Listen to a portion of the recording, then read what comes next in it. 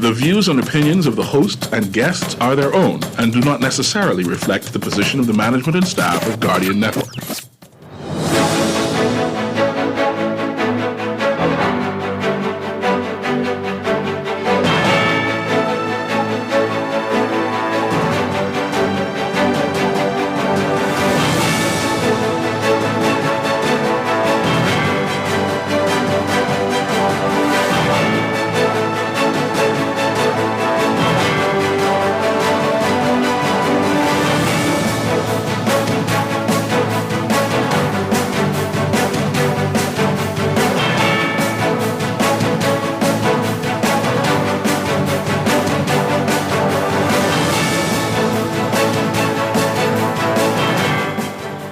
Good morning. The Attorney General says BPL can buy back all shares if it wants. Brian Pinder insisting that the government is entering a responsible deal for BPL. Energy Minister Jobeth Colby-Davis firing back at Michael Pintard, the FNM leader, on latest criticisms. And the government exploring litigation options on illegal guns from the U.S. It's all straight ahead this morning. I'm Dwight Strachan, and this is Morning Blend. It's a new day. Wake up, it's a new day. It's the start of a new way. Don't you know that it's the start of the end of the old way. Wake up, it's a new day. Good morning again, Bahamas. It is Friday, June 21st, 2024. This is Morning Blend on Guardian Radio 96.9. Again, I'm Dwight Strachan. Also this morning, we're going to be meeting the first of two sets of Sustainable Development Goals Youth Ambassadors. We'll be talking about that this morning. We'll have another group for you next week. And also, we will get the details about Shell Sun Oil's massive summer promotion. That's all ahead on this Friday morning. But first, it's time for The Overnight, the latest breaking news from while we're sleeping, and the top national and international headlines this morning.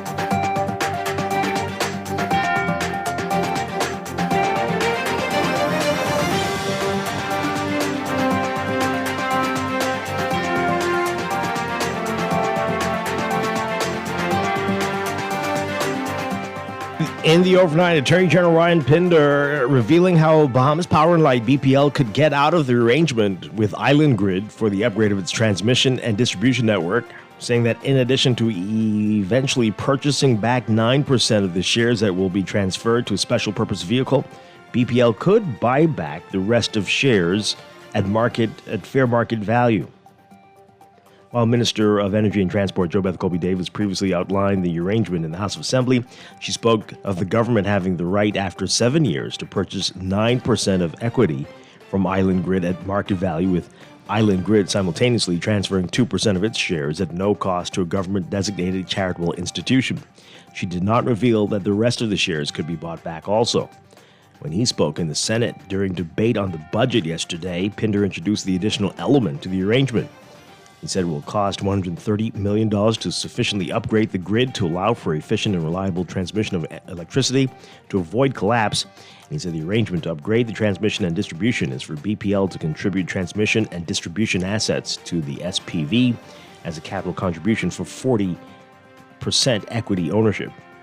He said the strategic partner Island Grid, who is backed by one of the largest transmission and distribution companies in the U.S., contributes $130 million as a capital contribution for 40% equity in the SPV. The $130 million then invested to the transmission distribution network. He said the value of BPL's interest in the SPV will likely increase after the infrastructure is upgraded, and that BPL has the right to purchase at fair market value 9% of the SPV and 2% contributed to a foundation adopting the Alive and BTC model. But he said, quote, if BPL wishes to terminate the arrangement, it can do so and acquire the rest of the shares of the SPV at fair market value. Pinder said this is a responsible agreement to upgrade the transmission and distribution network without a cost to the Bahamian people.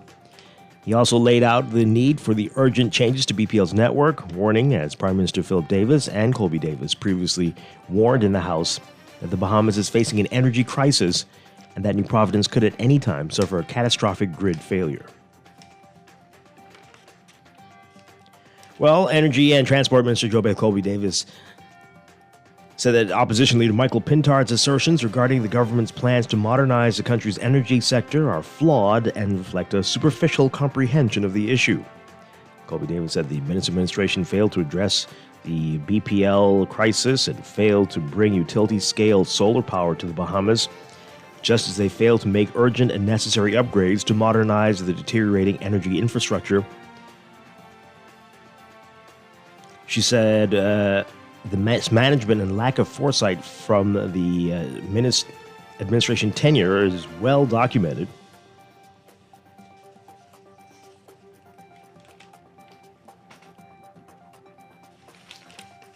She also said the FN administration failed to carry out vital vegetation management for years and that they're now catching up on overdue maintenance tasks. She also lamented the administration's decision to offer voluntary separation packages to BPL employees, which cost over $70 million and left significant technical gaps at the company. Colby Davis said Pintard's claims about the government's energy reform agenda are baseless and that the opposition had no viable plan for wide-scale solar integration, modernization of the T&D system, or transitioning to cleaner fuels. She said that Pintard's criticism of the LNG procurement strategy is misinformed and misleading as well. She said, quote, the government's decision to use a 100% owned SPV for LNG purchases from Shell North America is a comprehensive strategy designed to achieve significant cost savings, ensure energy security, and streamline operations.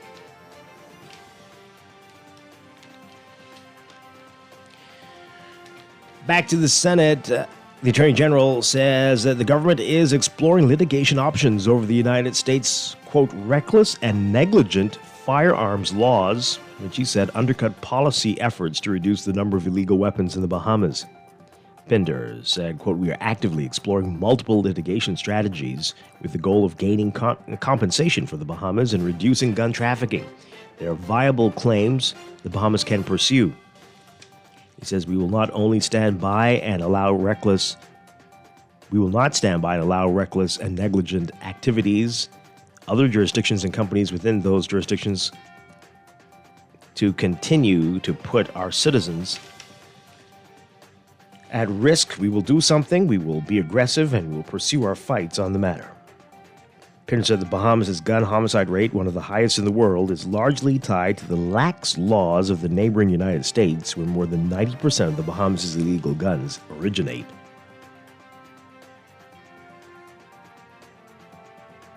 He said, so far this year, well, there have been 57 murders in the Bahamas, most of them gun-related.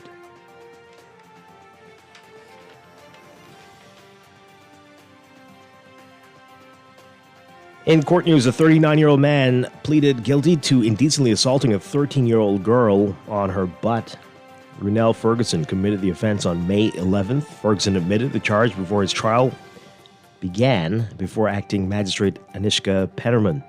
Ferguson was helping the teen to lift water bottles when he touched her butt, making her feel uncomfortable. The girl ran home and reported the incident to her parents, leading to Ferguson's arrest and charge. In sentencing, Pennerman noted that Ferguson was remorseful and pleaded guilty early. She said that the court was not concerned that Ferguson had a habit of touching the buttocks of young females, as he had no prior convictions of a sexual nature. The magistrate told Ferguson, quote, in the same way that you would not want anyone touching your daughter, you should not go around touching anyone else's daughter. He was ordered to be of good behavior for a year. Should he be convicted of any offense during the period, he will be jailed for 6 months. He was also ordered to pay compensation of $2,500 to the team to avoid spending an additional 3 months in prison. The payments will be made in 3 installments. A man and a teen remanded in custody after being charged with separate killings. 42-year-old Elliot Williams was charged with the murder of his brother, Ryan Williams. Prosecutors say he deliberately knocked down his brother following a fight in the Carmichael Road area on June 18th. He was denied bail and remanded to prison until September 12th. A 17-year-old boy is accused of manslaughter in the June 13th shooting death of Megan Bethel. She was fatally shot during a confrontation with a man and a woman at a home off Cowpen Road. The teen was remanded to Simpson Penn School for Boys. His matter adjourned to October 1st. And a man and woman have been charged with animal cruelty after 10 of their dogs were found malnourished. Prosecutors say Edward Nichols and Chantel Lockhart failed to provide the dogs with food, water, and shelter. The severely dehydrated and malnourished dogs were allegedly found on their premises on May 7th. They denied the allegation of their arraignment before acting magistrate Anishka Pennerman. They were granted bail in their own recognizance and ordered to return to court on August 7th for their trial.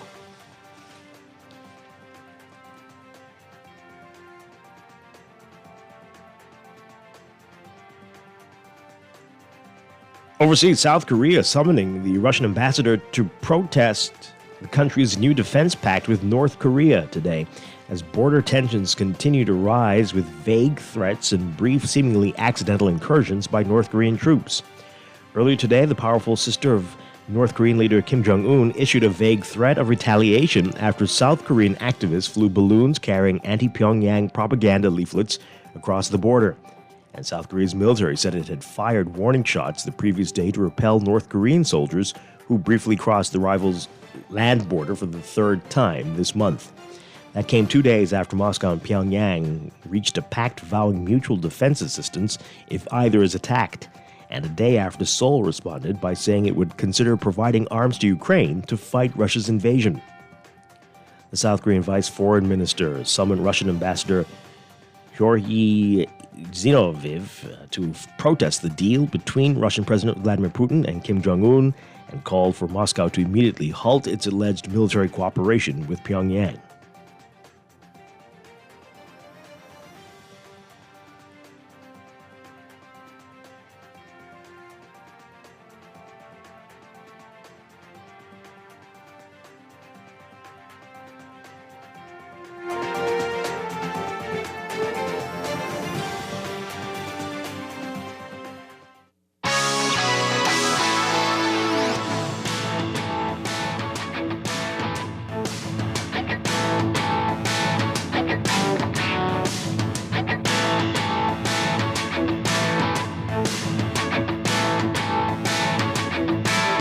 In sports, the 3rd annual Eastwood Judo Championship set to take place June 23rd at Donald Davis Gym, starting at 2 p.m. Tournament director Sensei Mickey has high expectations for this year's event, predicting a strong turnout with 30 to 35 judokas competing from 3 different clubs. The host club, Eastwood Judo, Summon Judo, and a Jiu-Jitsu club, which will be showcasing a grappling exhibition. Freeport thriving with baseball and will be, especially this weekend, as the Andre Rogers National Baseball Championships continue with action. Action will be in the 8 and under, 10 and under, 12 and under, and 14 and under divisions at the Amira Baseball Complex in Freeport. Scores of young boys and girls from throughout the country taking part.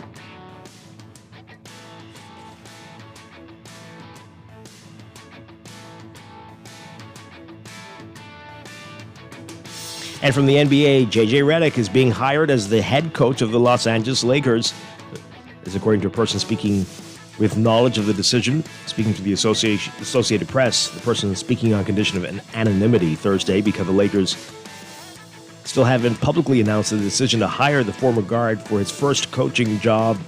The 39-year-old Redick is an extraordinary choice by the Lakers, who hired a 15-year veteran with absolutely no coaching experience to lead a franchise with 17 NBA titles, one of the biggest brand names in world sports, and with LeBron James, the top scorer in league history. Reddick was a proficient outside shooter for 6 teams before his retirement in September 2021 when he moved into a career in broadcasting and podcasting. He joined ESPN's lead commentary team earlier this year. ESPN first reported the decision.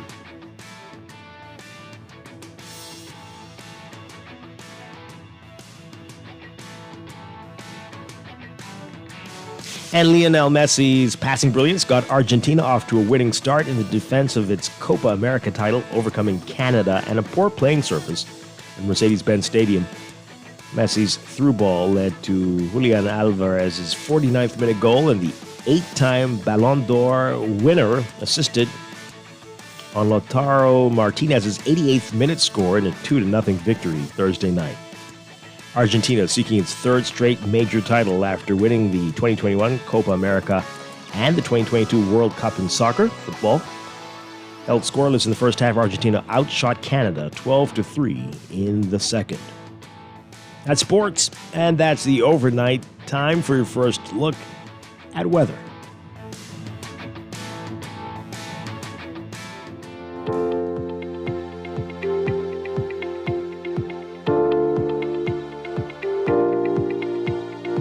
Weather's brought to you by Easy Car Sales. A mid to upper level trough near the southern Bahamas and a tropical disturbance just north of the islands will continue to support pockets of showers and thunderstorms over portions of the Bahamas today. Meanwhile, Atlantic high pressure will produce moderate to locally fresh winds through tonight. Boaters should be alert for possible waterspout and funnel cloud activity. Beachgoers should exercise caution due to the risk of rip currents along eastern shorelines. Everyone's being advised to remain well hydrated and take breaks in the shade while working outdoors.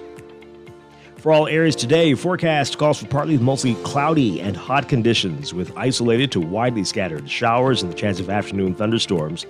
Expect breezy conditions over the central and southeast Bahamas. A small craft caution remains in effect for the central and southeast Bahamas, along with Atlantic exposures.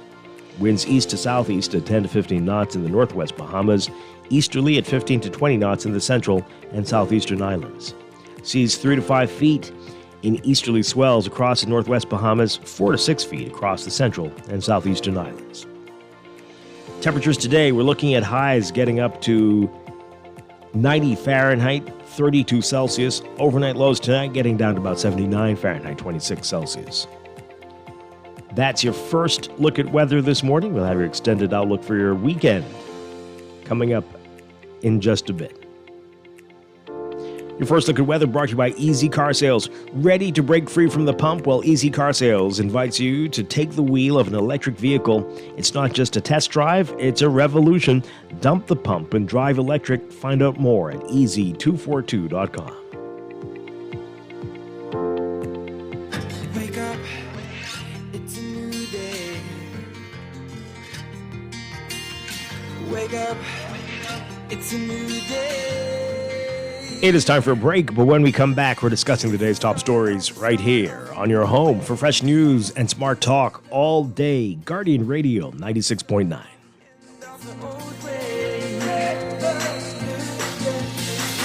Wake up, it's a new day. Wake up, it's a new day. Tired of banks forcing you to use technology to bank the way they want you to? Your convenience is important.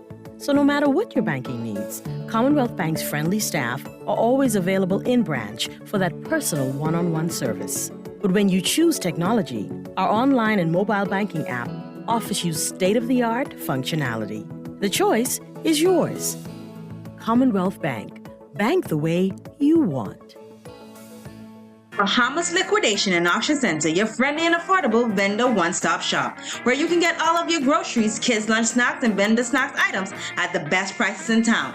Don't believe us? Find us on Market Street in the red, white, and black building south of Chesapeake Road. We don't stock anything, we just buy deals, so you better get there first. Call us today at 6980123 or WhatsApp 557-2522 or follow us on Facebook and Instagram for daily updates. Remember, always make us your first stop. For fast, reliable, and impactful printing services, look no further. Let Printmasters bring your masterpiece to life. We stand by our quality products that is second to none. Our affordable pricing and friendly, efficient staff makes Printmasters the ultimate choice for all your printing needs. We can deliver any type of printing services, from banners to booklets to business cards. You name it, we can print it. Let Printmasters bring your masterpiece to life. Located in the Nassau Guardian Building, telephone 302-2361. Looking to elevate your gadget game, or a tech trouble simply slowing you down? Escape to a world of innovation at Custom Computers, your go-to store for the latest cutting-edge tech. Whether you need to upgrade your life with the best from Apple and Windows, or your device needs a little TLC, the Custom Computers Know-How Store is the destination for unbeatable expertise and quality repairs. With 2 convenient locations, there's a Custom Computers near you on Patton Street in Palmdale and Caves Village, or call 396-1100. Screws and Fasteners World, Balfour Avenue and Palm Beach Street, has those hard-to-find fasteners for you right now. You can find stainless steel regular hex, carriage bolts, galvanized bolts, threaded rods, nails, self-tap screws, sex bolts, anchor bolts, turnbuckles, masonry tools, hand tools, and weed whacker strings. Check out the rope selection and car body fasteners, too. Special orders are welcome. It's your #1 fastener store. Screws and Fasteners World, Balfour Avenue and Palm Beach Streets. Call 326-1976.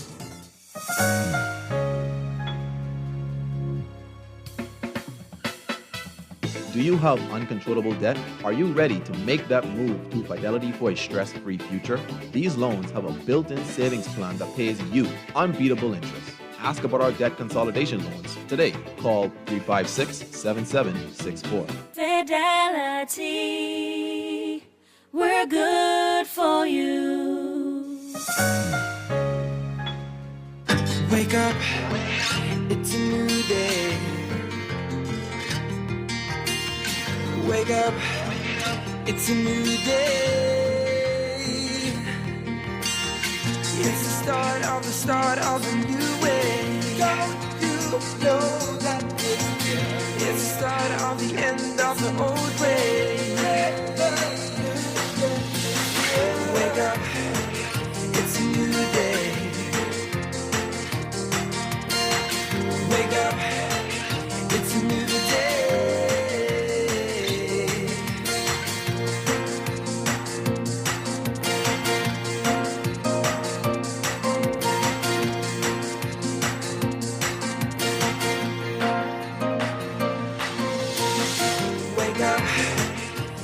Welcome back to Morning Blend here on Guardian Radio 96.9. We are streaming live on GuardianTalkRadio.com and on the Guardian Radio app for smart devices. We're also on your televisions on Cable Bahamas Channel 969 and BTC Flow Channel 612. You can tweet us at Morning Blend 969 or Facebook.com/Morning Blend 969.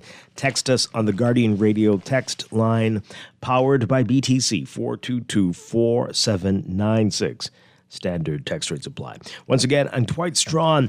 Coming up for you on this Friday morning, we're going to be talking about, we're talking with some youth ambassadors for the Sustainable Development Goals. We've got 2 sets of those. We're going to meet the first group today and the second group next week. I'm looking forward to discussing things with them. And later in business, we're talking with Sun Oil Shell about their massive summer promotion. You know, they always have amazing giveaways several times a year. We're going to find out what they have planned for the summer on this first full day of summer after summer rolled in just after 4 o'clock is today. All right, so that's all ahead, but let's begin with what else is in the news.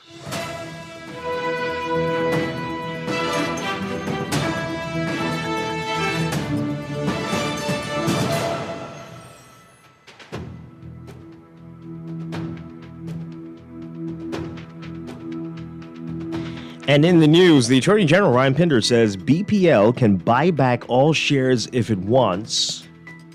Ryan Pinder insisting that the government is entering a responsible deal for BPL and buy back all the shares if they want. What does BPL in this regard stand for? Because it can't be Bahamas Power and Light that has no money. But okay, well, let's find out what he's talking about. Rachel Scott writing about this in today's Nassau Guardian. Attorney General Ryan Pinder yesterday revealing how Bahamas Power and Light could get out of the arrangement with Island Grid for the upgrade of its transmission and distribution network, saying that in addition to eventually purchasing back 9% of the shares that will be transferred to a special purpose vehicle, BPL could buy back the rest of the shares at fair market value. Now, while Minister of Energy and Transport JoBeth Colby-Davis previously outlined the arrangement in the House of Assembly, she spoke of the government having the right after 7 years to purchase 9% of equity from Island Grid at market value, with Island Grid simultaneously transferring 2% of its shares at no cost to a government-designated charitable institution. She did not reveal that the rest of the shares could be bought back too. When he spoke in the Senate yesterday, though, on the budget debate, Pinder introduced the additional element of this arrangement. He explained everything we know before, or heard before, that it will cost $130 million to sufficiently upgrade the grid to allow for efficient and reliable transmission of electricity to avoid collapse, and that the arrangement to upgrade the transmission and distribution is for BPL to contribute transmission and distribution assets to the SPV as a capital contribution for 40% equity ownership, those assets having a book value of $100 million. He said the strategic partner, Island Grid, who is backed by one of the largest transmission and distribution companies in the U.S., contributes $130 million as a capital contribution for 60% equity in this SPV. The $130 million is then invested in the transmission and distribution network. The value of BPL's interest in the SPV will likely increase after the infrastructure is upgraded. BPL has the right to purchase at fair market value 9% of the SPV, and 2% can contribute to a foundation adopting the Alive and BTC model. Now, here's the new information. Quote, if BPL wishes to terminate the arrangement, it can do so and acquire the rest of the shares of the SPV at fair market value. Well, Pinder says, quote, this is a responsible agreement to upgrade our transmission and distribution network without a cost to the Bahamian people. I guess we're to assume that BPL will finally have money at that point, possibly, as he says their interest in the SPV will likely increase after the infrastructure is upgraded. The Attorney General laid out the need for the urgent upgrades to BPL's network, warning, as Prime Minister Philip Davis did, and as Energy Minister JoBeth Colby-Davis previously warned in the House of Assembly, that the Bahamas is facing an energy crisis and that New Providence could at any time suffer a catastrophic grid failure. He cited an hours-long nationwide outage in Ecuador on Wednesday as an example of what is possible.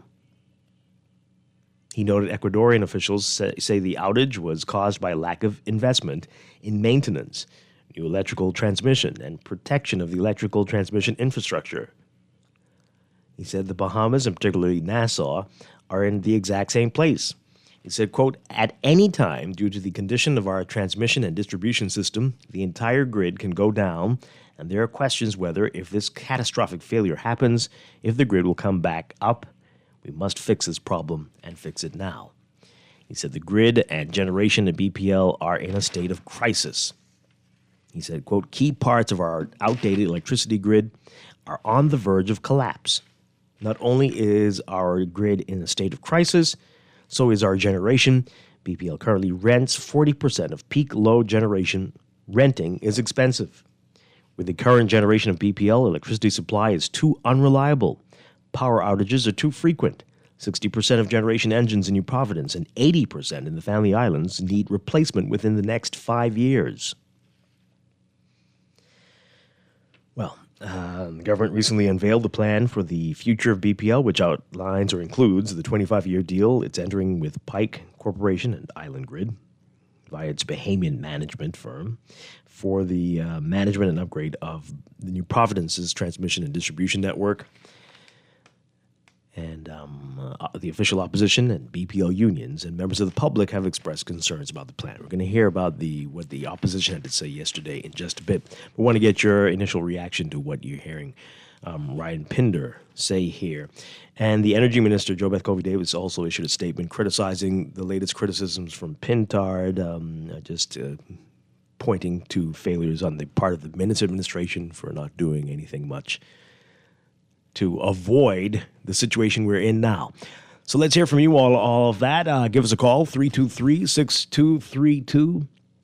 325-4316, 325-4259.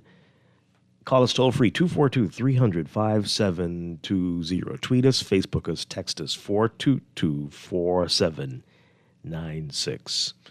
Oh my goodness. Okay. Don't know what that is. It's a very odd text. This one says here, there's a text, why is the government not selling shares to the ordinary Bahamians like the port and the airport? In what? In the company that's on the verge of collapse, or would you? Okay. I never see a bunch of clowns making a mockery of governance and believing that they are so competent. Wow. That's okay. That's a lot. Let's hear what the opposition did say. They had a press conference yesterday. For more on what was said then, take a listen to this report from our Destiny Johnson. The Free National Movement is speaking out against the government's proposed strategic partnership for energy reform. Opposition leader Michael Pintard, during a press conference at F&M headquarters today, says given the current average energy tariff rates and the proposed transmission and distribution generation agreements, it will be financially unsustainable over the short and long term. During her budget communication in the House of Assembly, Energy Minister JoBeth Colby Davis said $100 million in T&D assets will be given to Island Grid in exchange for 40% shares in the company as they update BPL's old systems. He asserts that the significant joint venture between Island Grid and BPL is a bad deal. This significant difference in the equity ownership is not beneficial to the Bahamian people when considering the value of the assets given to the new Special Purpose Vehicle, SPV, by the Davis administration. And let me just interject. We believe that the value of the transmission and distribution assets in the Bahamas is well above $100 million. Pintard said the opposition has been reliably informed that some agreements for strategic partnerships have already been finalized.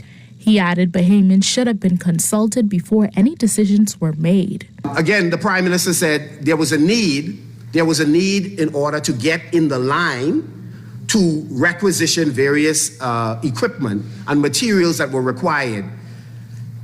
They are already in the line, having already made purchases.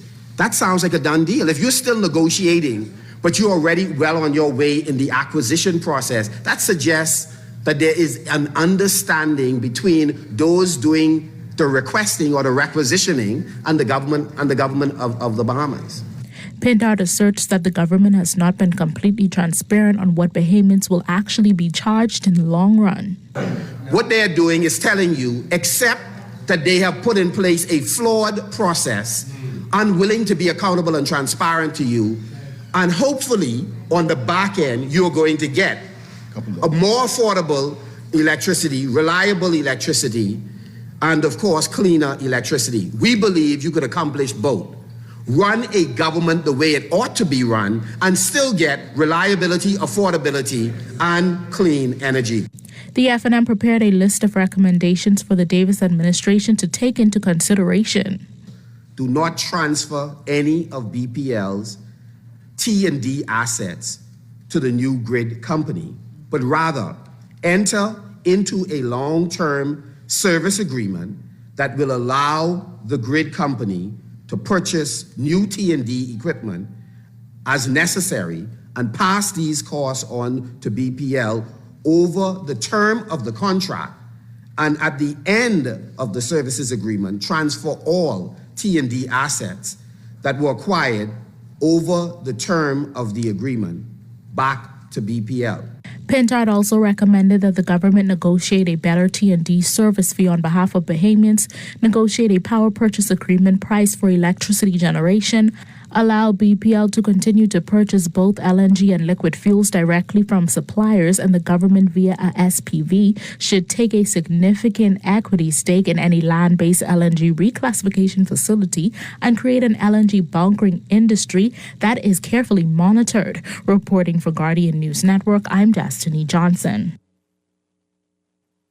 Okay, let's get your reaction to that, folks. 323-6232, 325-4316, 325-4259. Calls toll free, 242-300-5720. Tweet us, Facebook us, text us, 422-4796. Got a text. Did BPL or the government negotiate the current deal? Yeah, I wouldn't be surprised if many within BPL found out when we all did, right? Maybe through the leaked articles that appeared in the Tribune, probably, who knows? And that's what makes it all the more amazing that the AG can say BPL can buy back. Not the government can decide to, but BPL, the cash-strapped, on the verge of collapse company that is having this all thrown on top of them. If you all are prepared, you can buy it back. Okay, I don't know what's happening. But anyway, so Colby Davis responding to some of the criticisms from Pintar. I'm not sure if this was released before or after the press conference, but here is what she's saying. She's calling his criticisms flawed and reflecting a superficial comprehension of the issue. She said, quote, when the Davis administration assumed responsibility for BPL, we were confronted with a myriad of neglected issues left by the previous F&M administration. During my initial staff meeting of BPL, line staff lamented the absence of essential equipment such as bucket trucks and diggers, which had not been available for an extended period. The cost of renting these trucks was a significant burden. Since assuming office, we have procured 20 bucket trucks and diggers strategically deployed across the Family Islands and New Providence to enhance operational efficiency.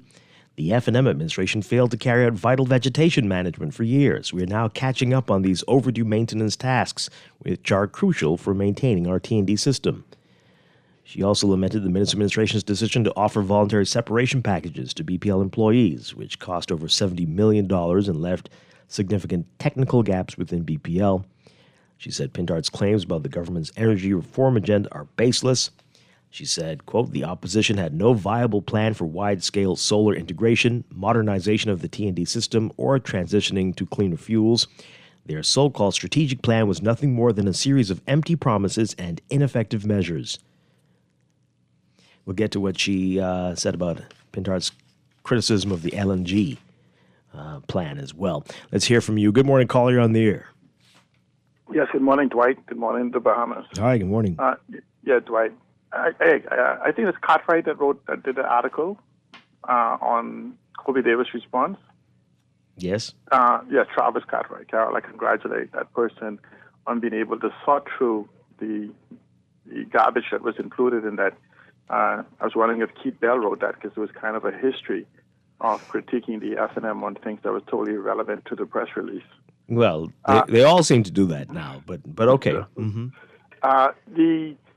It's amazing that we'll be buying back what we're not selling, right? Well, yeah. Mm. You know, and I'm careful with the language, okay? Like the one used where where he says that Pike is the largest transmission and distribution company, one of the largest in the U.S., but actually Pike is one of the largest engineering, construction, and listen to this, and maintenance for distribution and transmission. There's a difference in being T&D and the construction and maintenance of the same. You know, so sometimes semantics does matter. But the key about it is this, is for getting the grid to the point that it doesn't collapse. But this doesn't solve the issue of the grid that we need for New Providence or for the Outer Islands. And that's the problem we're avoiding. So we are basically buying patches, buckets, for a larger problem. Understand this. No matter how we look at it, in a monopoly and coming with a government backing, no matter how we look at it, we are providing the backing for this.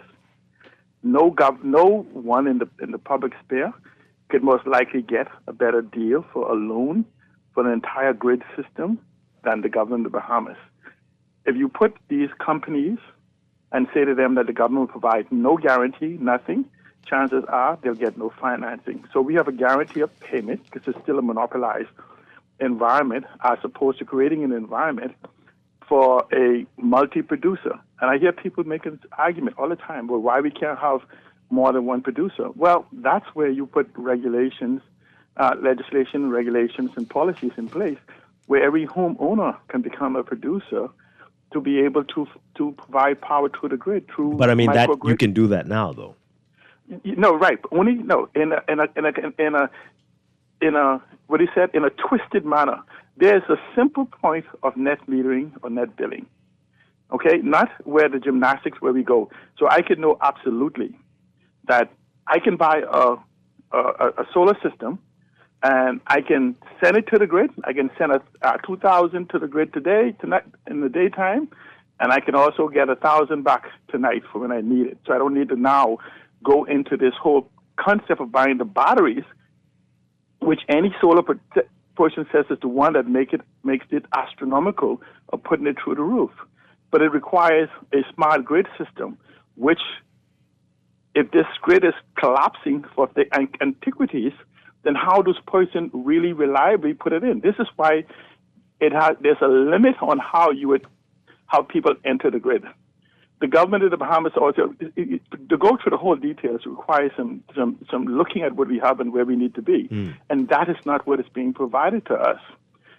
So I do believe, and I do support Mr. Pintar's position that we don't need to give up anything. We could have management agreement, we could have financing agreement, we could have a whole lot of variables that's available on the table today. But we're not having a conversation where we actually have the government of the Bahamas, not in sound bites, tell us where we are, exactly where we are today. Oh, so let me just ask you this, though. So what would be the incentive for a company to agree to do that, a partner to agree to do that like that? Why Profit. would profit? Because whether you a management company, let me say something right. If you today decide to put BPL and the BEC assets in a sovereign wealth fund and call for an international energy management company to come in and create a master plan for execution without interference from government, without any interference from government, considering our consumption, our total consumption, it could very easily extrapolate a calculation in a matter of days or weeks to completely replace the entire grid of the Bahamas. They will look at our consumption. They can tell us what it currently is, what it'll be reduced to, how integration can happen, and where the profit potential is. Sovereign asset management companies do this every day around the world. It's a profit-driven perspective, not ownership.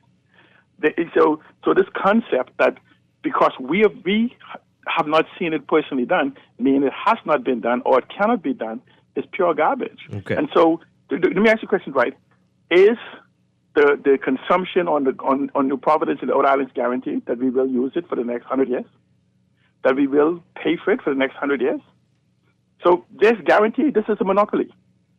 And so there's not a problem in finding a sovereign asset management company who would come in and do this for profit.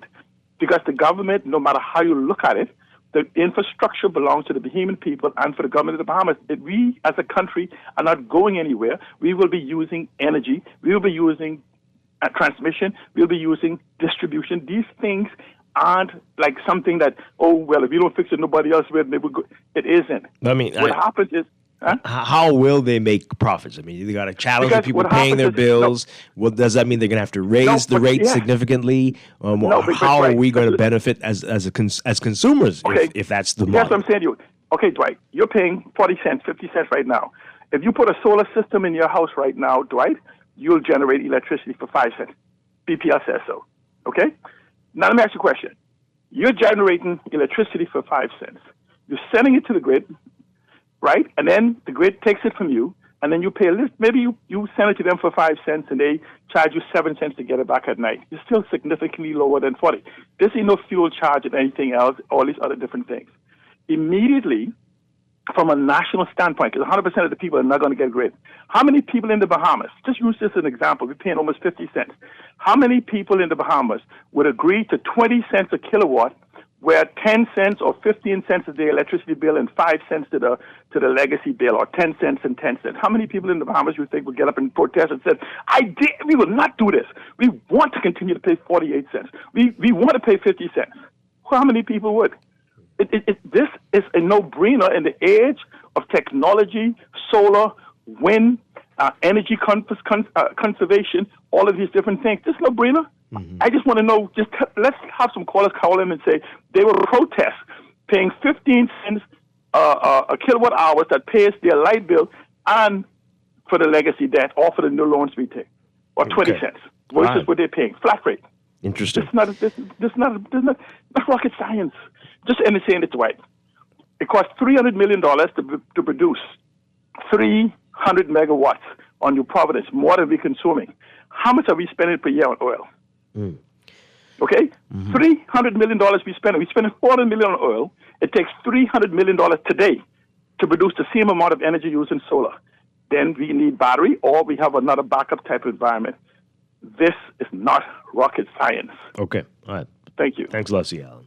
Let's take some more calls. Good morning, caller. You're on the air. Hi. Good morning. Are you there?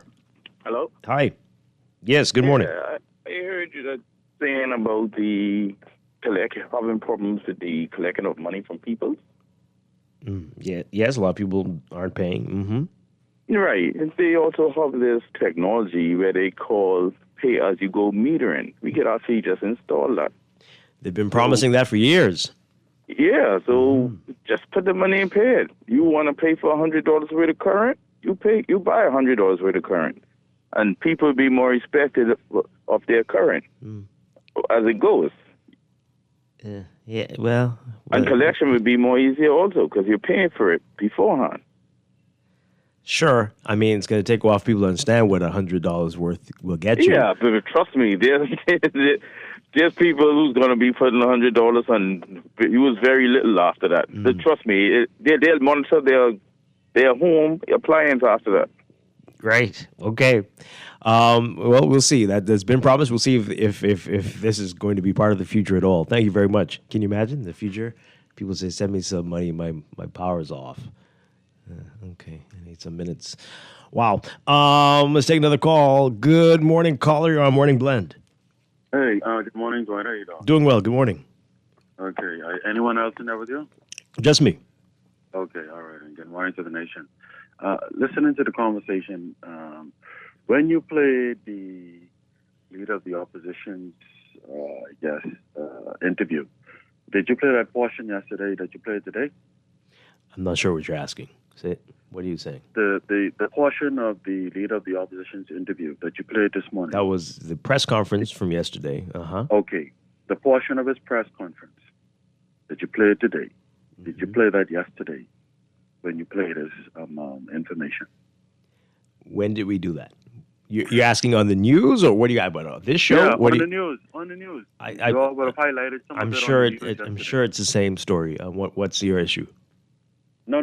I'm asking because of information coming out in bits and pieces based on what the opposition leader is saying, right? Rather than it coming out as a whole. I don't recall hearing any of what he said today in the news release yesterday. And so I'm thinking it would be more healthy for persons to digest as a whole the information if possible, or all of the key points of his interview to digest as a whole, rather than in bits and pieces to be able to analyze. I mean, who are you saying this to? Those who didn't go and listen. You're saying this to us? I mean, we are not public relations for the FNM. If you want, you might need to go to them. But that's not our concern. But I'm not saying that you're public relations, but you're providing the public information, right? And so if it was possible, but perhaps you can go on their Facebook page. They probably have a live, that's what I'm it. saying. Right? For those who did not get a chance, but nonetheless, considering that your outlet is a medium to inform and to also spark the conversation, it would be great to be able to consider that in the future, Dwight, right? Because it would be more helpful. I don't understand what you're saying. Well, what? That was a press conference. Our reporter put the pieces in that she felt was relevant. But you can go back to their site, the FNM sites, and see the whole thing for yourself. I'm sure it is not a short bit of information, but that's what you can do. That's not our issue. I'm almost certain you understand exactly. No, I actually don't. I'm being okay. Let me put it more simpler than Dwight. To entertain a wholesome discussion, a comprehensive discussion, we need information, right? If you are sparking the conversation by providing that information to the Bahamian people, it would be a lot more helpful, and it would lend to a more comprehensive conversation if you could provide us with as much of the highlights as possible in order to entertain an intelligent conversation. Is all I'm saying, Dwight. This sounds like what we've been saying to the government of the Bahamas. People are texting us to say that as well, because that's all we've been getting. A piece here and a piece there, a little cracker there, and a little bit of crumbs here on this whole BPL deal. That's part of the reason why you're having this type of discussion, because we are finding out new things every day. So Dwight, based on what you just said, you understand now what I'm saying to you, correct? Again, I don't think you need to direct that towards us. I think you need to direct that to the two political parties. Let me move to the next part of the conversation. Please. Right? Because you can't take the whole government accountable for it. But I mean, I don't know what the issue is here. I mean, who really? I mean, I don't mean to be unfair, but hold on. I mean, who cares what the opposition is saying? We want to hear what the government is saying, and we don't understand what the government is saying. We don't understand what's happening. So let's get them to send some clear messages. They're only responding to people's criticisms. They're not telling us what is really happening here. We've got tons of questions, and they're not answering them. All right. And the issue for me is this, right? The opposition also make up a part of government, right? Although they're not the government of the day, they are part of government, right? And they're a critical component to government.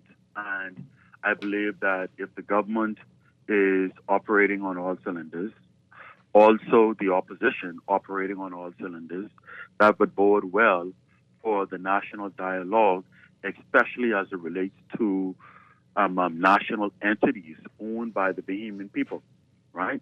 I believe that would lend to perhaps the most constructive way of appreciating all viewpoints on the matter between coming from government on one side, and even if there's a lack of information as you're suggesting, coming from government on the one part, if the opposition can provide that same wholesome information and ensure that through the media outlets that information is provided wholly, that they are providing, then that can lead to a very effective dialogue for the Bahamian people to fully appreciate, even if the government is not providing all the information. Okay, great. Do you understand everything that's happening with this deal? What the consent? Well, Dwight, I'm following based on the information that's being released in Parliament, just like anyone else who's following, right? And I appreciate which is coming down to the point that I'm trying to make this morning. After hearing the opposition's perspective, I appreciate some of what the leader of the opposition is presenting in the report this morning that was released on your news. Okay, right? This sounds like deflection. We got to move on, Anton. No, it's not. It really does. Deflection. I mean, they're asking questions as they're confused like the rest of us. They are suggesting things that they think would sound better than what we've been hearing, but they don't know. If I could just finish what I'm trying to say. The leader of the opposition made some suggestions in his interview, right, with the media yesterday. And the suggestions that he made are suggestions that seek to guide the government into a different direction that it is going. I think it's constructive. I think that if your reporters can then question or query the government minister or those responsible, the technocrats behind the scenes, to respond to what the suggestion is from the opposition leader, that would help move the ball further. I'm sure they will. Will they get any answers? That's the big question. Well, will they get answers at all? I don't doubt. Dwight. And as you see, the energy minister's statement is all about what the Minutes administration failed to do. Right. No. So right. That's not helping to move this dialogue any way, shape, or form. Notice, I'm not speaking to you at all from that perspective. I'm speaking to you from the perspective that an opposing suggestion is being made, that based upon the opposing suggestion, it could lend to a better outcome for the BPL entity and the Bahamian people. And so based on that opposing recommendation, I'm looking for an intelligent response from the government of the Bahamas. Okay. Pointedly, perhaps the minister or one of the lead technocrats. Well, I'm going to give you some advice. Don't hold your breath. But thank you very much. All right, let's take this call. Good morning. You're on the air. Morning. Hi. Good morning. Hi. Turn my radio down. I'm a first-time caller to your show, but I always listen to your show. Thank you. I'm nervous, but anyway, let me tell you what I think. Don't be. It's just you and me. Okay. I don't always agree with Michael Pintard, but any regular Bahamian could see that he's making plenty sense. I mean, why would you want to sell off ownership equity to a foreign company of your major asset like BPL? It does not make sense. You have these foreign companies, these foreign countries like the United States and China. They come into third world countries and they try to gain the assets, the main assets of companies to gain. It's all about control and it's about power. And if we are that stupid to give away BPL to a foreign company, Michael Pintar said something. He said, you can get into a service agreement. It's all scare tactics, I think. I mean, any normal Bahamian could see that. You just don't give away all your major assets to a foreign entity. They come into third world countries and they try to gain control. It's not about, we need to understand that you can see where the world is going. They move into places like Hawaii and third world countries, and they're building and they're securing their people. I mean, the Chinese, they want to build the hospital, of course, because all the people are here. It's going to be their hospital. All the doctors now, the Chinese doctors want to make an agreement to fix our eyes. Why? Because it's befriending us. It's going to be, and the United States. I mean, we need to build a fortress. We need to, like the big building the United States they have on our waterfront. We don't have anything like this. If something happens, where would our people go? Their people will go in their secure building. Where would we go? We need to spend money on, buildings that are safe. It's not a fortress, but just secure our people in case of a disaster or tsunami or a hurricane. We have no major buildings or a secure spot for our people to go. But then they want to spend $2.5 million on an airplane. It makes no sense. We need to start securing our food. We need to build places to secure our food. We need to have storehouses on the island somewhere. Or, but we're spending money on stupid things like an airplane. $2.5 million is ridiculous. Yeah. We have so many more important things to secure for our people, Thank you very much. It makes no sense. Yeah. I hear the Americans and the Chinese, they are not enemies, they're allies. They're working together, they're tag teaming us. It's scare tactics. I mean, who says that we can't just fix our problem? Why do we have to sell off ownership equity to a foreign person? I mean, any regular person could see that this makes no sense. Thank you so much for calling. We got to go to the news. Really appreciate it. I understand your frustrations. We will see. We'll see if they respond at all to what Michael Pintard had to say. I think we're too far gone, it appears, for that. But who knows? We're going to break for news and pick this up on the other side. This is Morning Blend on Guardian Radio 96.9. First full day of summer, folks.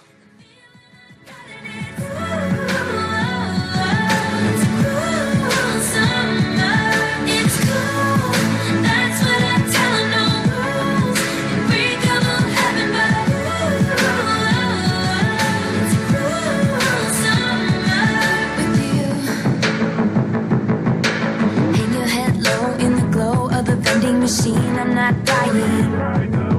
We say that we'll just screw it up. This is Guardian Radio 96.9 FM, Nassau, Bahamas.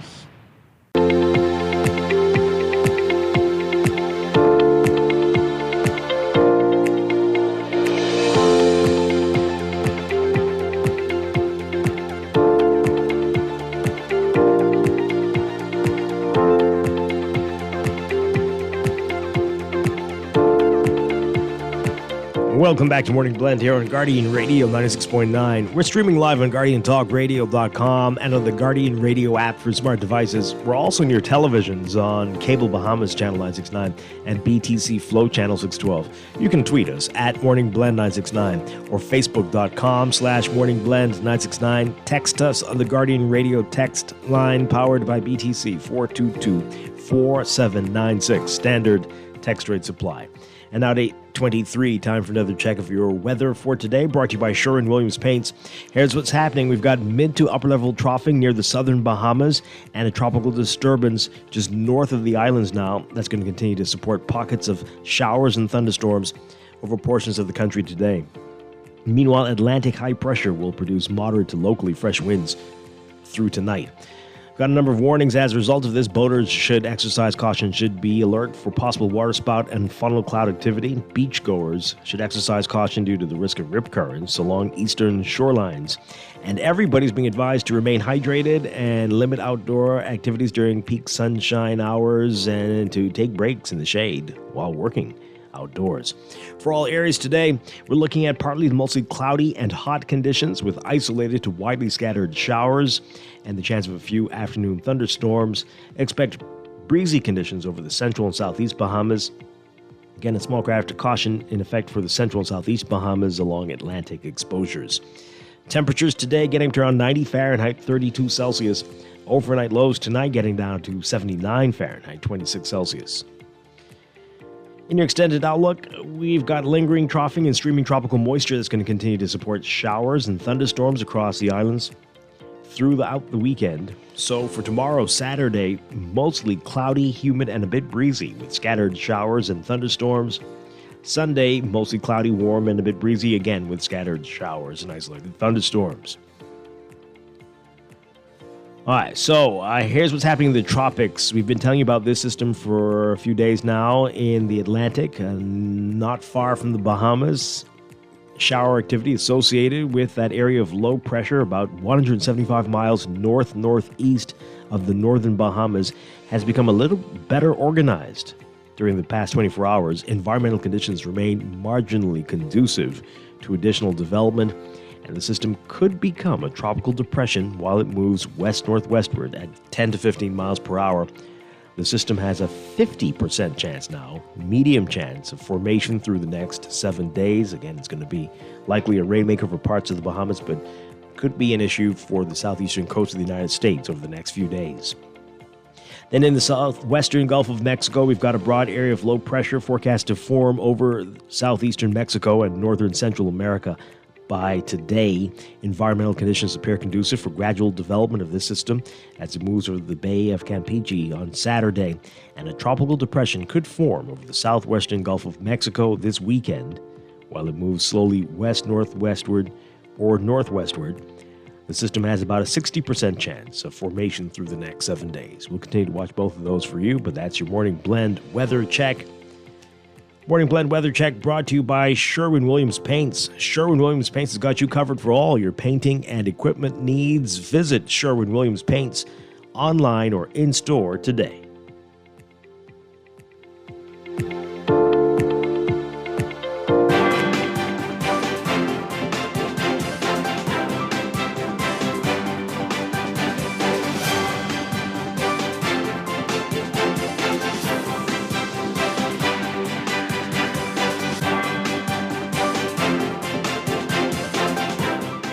And time for a check of your traffic for this morning, brought to you by RBC. Get a no-fee auto loan with up to 100% financing.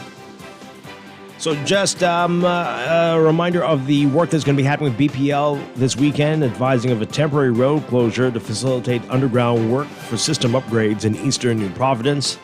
And that's going to mean that Eastern Road and Shirley Street to Newgate Road, that portion of the Eastern New Providence area is going to be closed beginning today from about 4 p.m.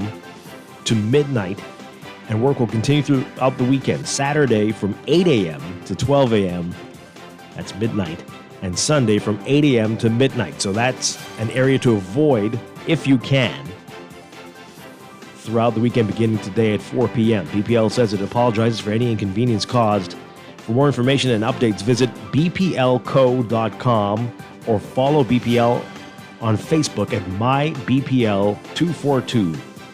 MyBPL242. In your real-time traffic at this hour right now, not much to complain about, just some congestion as you get closer to Tonic Williams Darling Highway if you're on Mile Butler Highway heading northbound. A line of cars in front of you there just north of Harold Pond. That roundabout a bit congested on the Tonic Williams Darling High side, east and westbound, but manageable definitely. Blue Hill Road is busy just north of Soldier Road on the way to Independence Drive if you're heading northbound. East Street looks a bit busy just north of Soldier Road on the way to East-West Highway and Independence Drive if you're heading northbound. And Robinson Road seeing some slow-moving traffic just east of Old Trail heading westbound to East-West Highway and Marathon Road. Elsewhere, not much to talk about, but that's your real-time traffic and your morning blend traffic alert brought to you by RBC. Visit rbc.com/carloan/all-of-you for more information.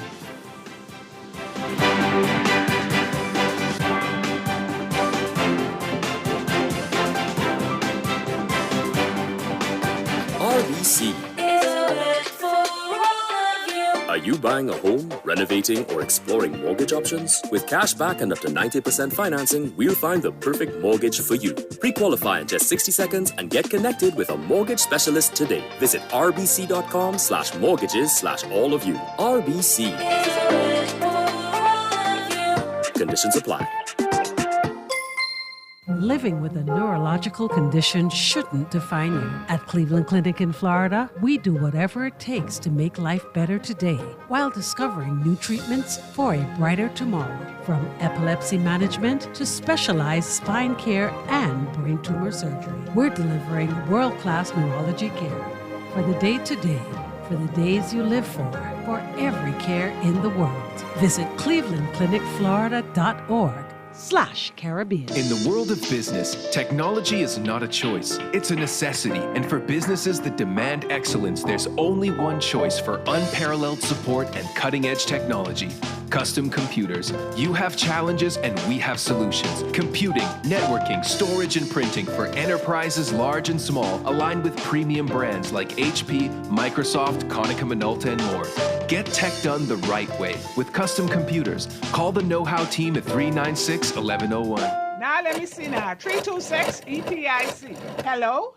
This Epic Eckert battery. This Miss Beulah from round the corner. I hear you're selling tires now on Wolf Road too. Praise the Lord. It's about time. I live Fox Hill and Fire Trail. It's too far. That ain't all. They open Monday to Friday, 7 a.m. to 7 p.m. On Sunday and holiday, 8 a.m. to 4 p.m. My brother Sam, he's a hacker, and he could go right there and get fixed up. Call us at 326 EPIC. We ship also to the Family Island. Attention all Dunkin' lovers. Are you ready to fly away this summer? Dunkin' has an irresistible offer just for you. During the month of June, every purchase of a dozen donuts at Dunkin' enters you for a chance to win big in the Father's Day Flyaway. 2 lucky winners will jet off on Bahamas Air with round-trip tickets to any Bahamas Air destination. Dads flying on Bahamas Air on Father's Day receive a special Dunkin' treat. Visit Dunkin' today and enter to win in the Father's Day Flyaway. The Bahamas flies on Dunkin'. Maybe it's time to explore your options. There's no harm in reviewing your mortgage arrangement and considering a better deal. CIBC Caribbean can help you narrow your search and decide. Switch your mortgage to CIBC Caribbean and enjoy a special interest rate and help towards your switching cost. Visit CIBCFCIB.com/inspired home for more information. Conditions apply.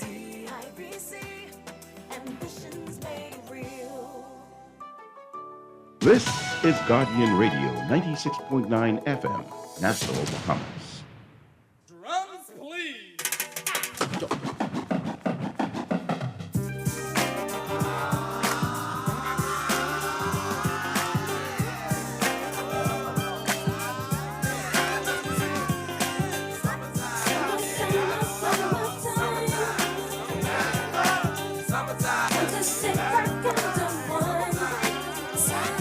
Here it is, a groove slightly transformed. Just a bit of a break from the norm. Just a little something to break the monotony. We are back here with Morning Blend on Guardian Radio 96.9. Dwight Strong with you. It's officially summertime, folks. Although it's felt like summer for at least 3 months now, right? Okay, so coming up in a few minutes, we're going to be meeting youth ambassadors for the Sustainable Development Goals and climate change. Looking forward to a great conversation with them. This is part one of two-part series we're going to be doing here on the show. We'll have part two next week. And later, Shell Sun Oil will tell us about their summer promotion. A lot of exciting prizes they're giving away. So that's all ahead on this Friday.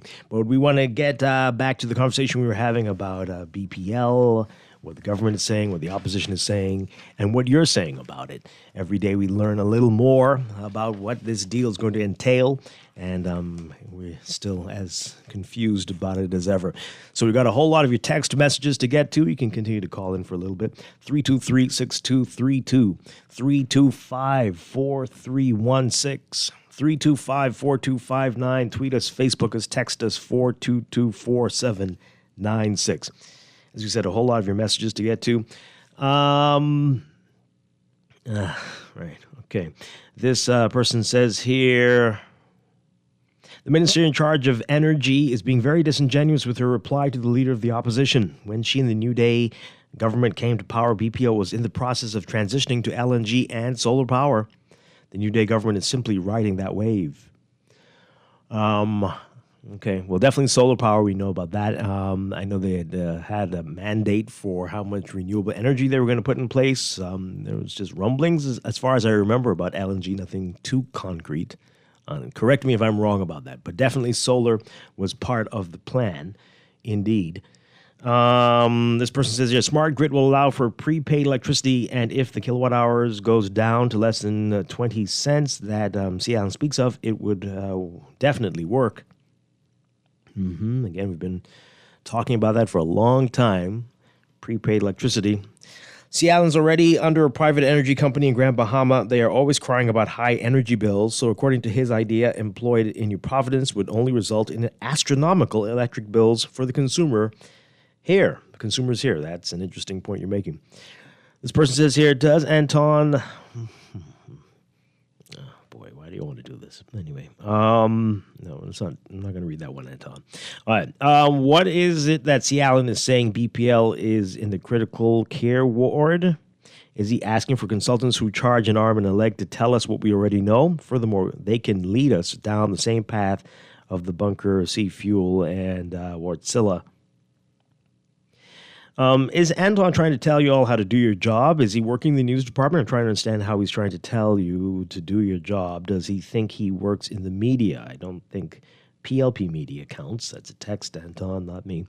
But this one says here, the Guardian newspaper, Guardian Radio, and your, I guess, online should run the FNM's full 2-hour press conferences so that Anton, as Anton has demanded, if you run government press conferences, please have both a linguistic and BS interpreter available so we can understand the government. Get a lot of messages about Anton. Anton, you got people a little worked up today. I think you were a priest in your former life, Dwight. The way you listen to complete trash from trolls defending complete nonsense minute after minute, day after day, and keep your composure is an impressive feat indeed. Well, there's a tornado going on inside, though, so I don't know. This texter says they gave away the telecom company and now BPL. This person says here, I think Anton should take his own advice. What is he talking about? That caller is right. I passed that bunker a month ago. Then this is about the caller in the U.S. Embassy. And I said the same thing. I guess they'll be holed up in there when the Civil War starts. What Civil War? What are we talking about? What? Anyway, Christy Ingram. Okay. This is crazy. No. And I see no difference with this deal because what the opposition is recommending is still privatization. So they have the same mindset. Without selling the assets, though. So I believe that's how Lyndon Pindling International Airport is operated, right? They manage it with little government say or interference, I believe. Just the oversight, which is what many expect governments to provide. So it's a little bit different. It's not a private airport. Not a private airport. Pintard is using Bahamians to sue, is urging Bahamians to sue the government. Where would that person or persons get the resources to hire a good attorney? If every Bahamian had standing to sue, Pintard has standing and could initiate the action himself or fund one of the members to commence the action. He is the leader. He should lead. And we asked him about that. Why can't the opposition, why can't the FNM do this? Yeah. But some Bahamians can. They definitely can. Will they? Summer started yesterday. Why are they saying it started today? No, we didn't say it. It's the first full day, though. First full day. It started late yesterday afternoon for us. So first full day of summer. Great show as usual pertaining to BPL deal. What? I don't understand. What are we getting? What are we always? We get stuck. What the duck gets, except the duck is getting fed. Okay, interesting. And how is it that you are lost on the BPL deal? You better get with it or get left behind. This great administration made us aware from June 2024. So how are you lost? Being sarcastic, of course. Change and higher bills are coming beginning in July. Wow. Let's take this call. Good morning, caller. You're on the air. Godly days stacking a voice along with you, Dwight. Hi. Dwight, we need justice law on in this country. But before I make my point, Dwight, I want you to know that for the past several days, you sound more relaxed than ever. And I've been listening to Guardian Radio for years. You sound, comfortable, which is very much good. Me personally, you're talking about? I said for the past several days, before I make my main point, for the past several days, you sound really very much relaxed. Oh, okay. Yeah, well, which is good. I deserve an Emmy. Say it again? Nothing. Go on. Okay. Yes, bless you. YOU. Thank you. Dwight, every time I listen to the situation with BPL, we need somebody in government, somebody honest, that know economics. Because also, however you look at it, it's the problem, it's the problem in the Bahamas. Mm-hmm. We even shouldn't be paying all this tax we are paying. And in case some people don't know, if one buy a loaf of bread, they are paying tax. Tax coming out of it to go in the Consolidated Fund. Thank you, Dwight. Okay. All right. Thank you very much. Appreciate it. All right. Hey, well, we are going to leave it there. Hopefully, we'll find out a little more information next week. And by July, we might know everything. Maybe. But hey, stay tuned. We've got a whole lot more coming up after the break. This is Morning Blend on Guardian Radio 96.9. Stay with us.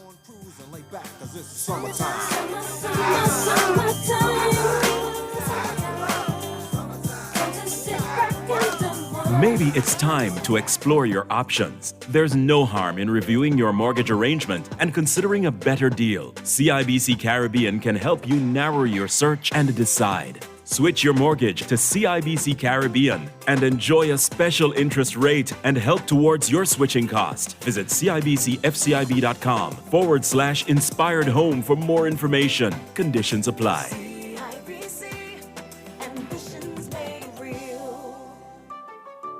Ready to save? You can put $100 into the CFAL Savings Express Plan and make sure your money keeps growing. Earn interest on your savings while you're sleeping, eating, or standing in line at the bank. Ready to invest? Start by putting $1,000 into our mutual funds and earn interest there too. Because at CFAL, your interest is our interest. Visit CFAL.com to start now. CFAL, growing wealth for future generations of Bahamians. Ladies and gentlemen, Kingdom National Parkinson Foundation presents its 24th Charity Gala, Saturday, June 29, 2024, at the Grand Ballroom Grand Hyatt Bahama Convention Center. And here to set the mood right and the night tight is none other than international artist Johnny Gill. You got me singing my. You sure look good tonight. Also the Defense Force Band and the Rhythm Band. You can purchase your tickets at Carey's Fabric on Mackey Street or Signature Styles Marathon Road. Cocktails at 6:45 p.m. and dinner at 7:45 p.m. And then you can have your fill of Johnny Gill. One thing is true. God has blessed me. Let's get the mood right. Turn on your At Wendy's, we are different. We don't just use beef, it's fresh, never frozen. Our burgers are square because we never cut corners. Served hot off the grill with fresh lettuce, tomatoes, onions, and American cheese. We believe in fast food done right. Always serving fresh, never frozen beef. Order a hot, juicy Dave single, double, or triple. Made with fresh, never frozen beef. Now only at Wendy's. Different inside and out. Here's the Sure-winning art store moment from Shelley and Dee Dee. We're the only full art store in the Bahamas. If we don't have it, we make a list, and trust me, our boss can get that. If you need that, he can get that. You can find sketchbooks, acrylics, the canvases in all sizes, stencils. We have the Angelus that they use on shoes and letters. We're the only persons in Nassau that carries the Montana spray. We have the Krylon sprays, watercolor and paints, the oil, chalk paints, the alcohol paint, metallic paints, the little Floetrol, and we have cleaning products for the artists, thinning products for the artists, and Crayola colors, and glitters, pencils, the Posca markers, and pastels, oil, and the acrylic pastels, dyes. Oh yeah, we also have airbrush paint. I had to forget that part of the movie. Gift sets, hobbycraft, Oil shrimp, stew shrimp, shrimp gumbo. But art supplies. We have a lot of them. Sherwin-Williams Art Store. Find colour in every day. RBC.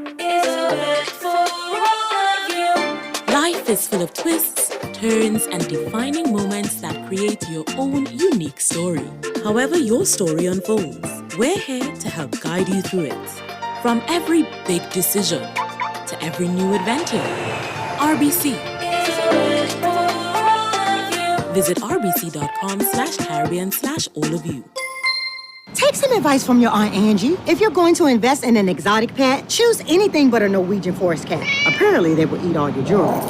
Before you know it, you're racing to the vet when your cat escapes from his carrier and lunges for your earrings. You crash and your cat swallows your pearls. But if you're smart, you'll have CG Motor Insurance and get the best comprehensive coverage for the price. Get the best comprehensive coverage for the price. CG Atlantic Insurance Agents and Brokers. Good like that. All benefits are subject to policy provisions, including eligibility at the time of service. Now let me see now. 326 ETIC. Hello? This Epic Eckert battery. This Miss Beulah from round the corner. I hear you're selling tires now on Wolf Road too.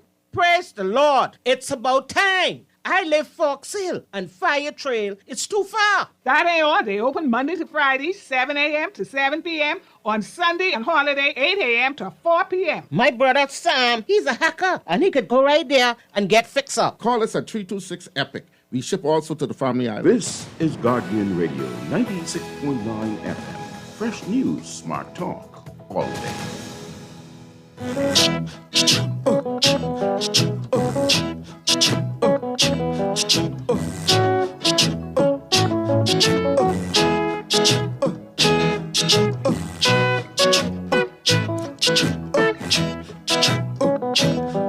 In the summertime, when the weather is high, you can stretch right up and touch the sky. When the weather's fine, you got women on your mind. Have a drink, have a drive, go out and see what you can find. If a daddy's rich, take her out for a meal. If a daddy's poor, just do what you feel. Speed along the lane, you can dine or a turn of 25. When the sun goes down, you can make it big and good and live by. We're not great people, we're not dirty, we're not mean. We love everybody, but we do as we please. When the weather's fine, we go fishing or go swimming in the sea. We're always happy, life's for living, yeah, that's our philosophy. Sing along with us, dee-dee-dee-dee-dee, da-da-da-da-da, yeah, we're happy, da-da-da, dee-da-da-dee-da-da-da-da. Welcome back to Morning Blend here on Guardian Radio 96.9. Dwight Strong with you on this Friday morning. This morning we're going to meet some youth ambassadors for climate change and sustainable development goals. We are very pleased to have with us Youth Ambassador for Sustainable Development Goals, Samantha Ruvalcaba, and Youth Ambassador for Climate Change, Waynisha Saunders, along with representatives from the Office of the Prime Minister, with Climate Change Officer Melissa Ingram, and SDG Officer Kendrika Kemp. Great to have you all with us, ladies. Great to have you. Good morning. Hi, good morning. Thank you so much for having us. All right, so break it down for us. What's happening here? Youth ambassadors, and there's lots of conferences have been going on, lots happening. Tell us about that, and then we'll get specifically into the issues of SDGs and climate change. So who wants to start off with it for us? Tell us everything that's going on right now. Waynisha? Yes. Good morning again, You can pull the mic a little closer to you. Mm-hmm. Good morning again, everyone. So basically, Sam and I, we have two male counterparts. We are climate youth ambassadors, like you said, and sustainable development goal ambassadors for the Office of the Prime Minister and just representing our country at large. We were so happy, to get the opportunity and to actually have our voices and having the opportunity to have a seat at the table in advocating for climate change and sustainability within our country. Mm-hmm. So a lot has been happening over the few months that we've been in the ambassadorship. We recently came back from Antigua, where we attended the Youth Action Summit for the Small Island Development States, and we were able to attend numerous conferences, network, and meet lots and lots of Caribbean and global leaders. So a lot has been happening in that regard. Wonderful. All right, so we're going to meet the male counterparts next week. They'll be with us. All right, so tell us how you both came into this. What did you have to apply for something? How did this all come about? So yes, it was an application process. So for me, basically what made me apply for the position is that honestly, I was never in the space.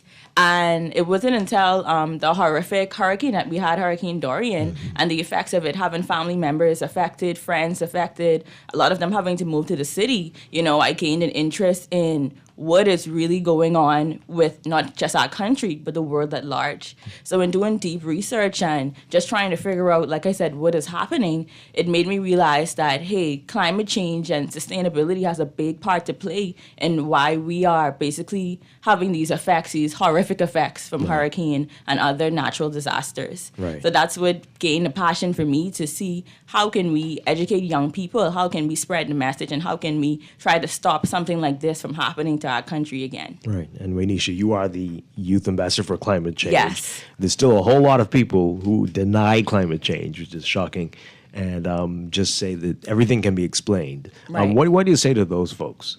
Well, basically, like I said, because I wasn't in this space, I always believed that climate change existed.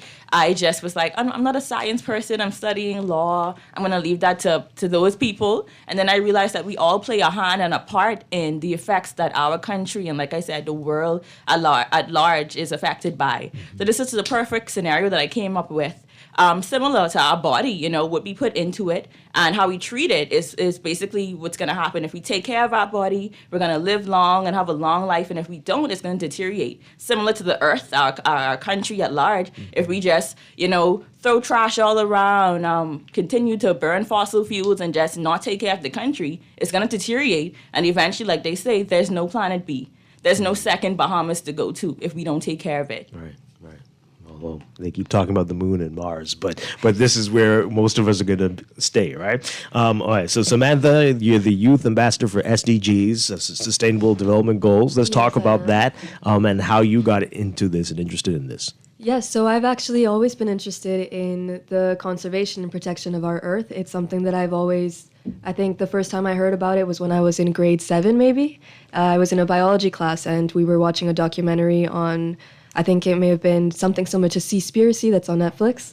And it really just opened my eyes to the fact that this whole concept exists of climate change and of having to protect our environment and the social inequalities that are both caused by it and also causing further climate change and all of that. So I think I think my mom actually sent me the application, and it was something that was right up my alley, something that I really wanted to be a part of, helping represent youth and helping youth become that change and make those changes in the Bahamas to help us survive as a small island developing state. Yeah. So Kendrika's been here before talking about the SDGs, but for those who aren't familiar, break it down for us. What do we mean by this, and what does that entail? Yes, so the United Nations established and outlined 17 Sustainable Development Goals meant to help promote an inclusive and just global society, as well as protect our environment and our Earth, because like my colleague, Miss Waynisha Saunders said, there is no planet B. We have nowhere to go, and I think it's a blessing that we all had the opportunity to come into this world in the Bahamas and see the beauty of our marine and land environment. So yeah, the Sustainable Development Goals basically just outline a way for us to help create a better environment and better worlds for all of us and our future generations. Yeah. So how are we doing? How is the Bahamas doing? How's the world doing in reaching these goals? We're not doing great, to be honest. But what we focused on, and Ms. Saunders mentioned it already, we went to Antigua and Barbuda. We had the opportunity. And something that was really advocated for there was the fact that as a small island developing state, we are not primary contributors to carbon emissions, which basically means that no matter how many changes that we make, they will help, but they aren't significant changes that can help reduce the effects of climate change and causing those hurricanes that we've been, like Hurricane Dorian that we've experienced. We're not going to make too many changes there. So what we need to focus on is climate adaptation, not climate mitigation. Wow. So, yeah. Are we thinking like that? Do you see that, at least from the majority of people? Are they getting that? On a personal level, no, I don't think so. But that's what we are here for. That's why we're the youth ambassadors, and that's the change that we're advocating for. Yeah. Wow. So, youth, how old are the two of you? I'm actually 20 now. Okay. And Miss... And Waynisha? I'm 23. Okay, so very young, yes. All right, so what's left as youth ambassadors? How much longer do you have in this position? And what's going to be happening over the next few months? Well, we actually just started the position. Okay. So it's supposed to be a year-long position, and we're looking forward to working throughout that next year. And sorry, the second part of your question? Yeah, what's next over the next few months? You've just come back from a conference. What's going to be happening next? So thank you for asking. We actually have our SDG conference and BYCC conference, which are coming up, and I will hand that off to our supervisors. Okay. That they can give further details on that. Kendrika and Melissa, tell us about all of that. Okay, good Kendrika? morning, Bahamas. My name is Kendrika Camp. I'm the Senior SDG Officer in the Sustainable Development Goals Unit in the Office of the Prime Minister. And like Samantha said, we are so excited to share with you that we are having our second annual SDG conference, because last year when we came to promote our inaugural. Right. And we said, definitely, we are going to continue this. This is not going to be a one-off. So on July 2nd, at the University of the Bahamas in the Performing Arts Center, from 9 a.m. to 5 p.m., we are going to kick it off with our second annual Sustainable Development Goals Conference. And that conference is going to be geared towards professionals, private sector, public sector, civil society, academia, so that we're going to continue on where we left off from last year. And also, we are so excited with our new SDG ambassadorship program that we are having an inaugural youth SDG conference. And so that our target audience for that 16 to 25-year-olds that we consider youth, even though Waynisha, those are in their 20s, they are still youthful, lively, vibrant, and we want to target those persons 11, 12th graders, 16 years old, up until, young professionals as well. So we want to bring those youth and young professionals together to discuss solutions towards positive progressions of the Sustainable Development Goals in the Bahamas. And this event emphasizes the vital role of youth in driving positive change in their communities. And so through collaboration and innovative projects and participants, we aim to accelerate the progress towards sustainability and equity in the Bahamas. So, we're going to kick it off collectively, looking at all 17 SDGs, and then that's going to be the first 2 days. So on the second is the, professionals. Right. Yeah, a little older and more, still lively. And then the second day is going to be the youth, 16 to 25. And after that, we're going to move into the Bahamas Youth Climate Change Conference, and I'm going to allow Miss Melissa Ingram to speak on that. Okay, before we get to it, so if you are interested, if you're youth and you're interested in the Youth SDG conference, can you sign up for it? You can sign up for it. We have the application on our website, sdg.gov.bs.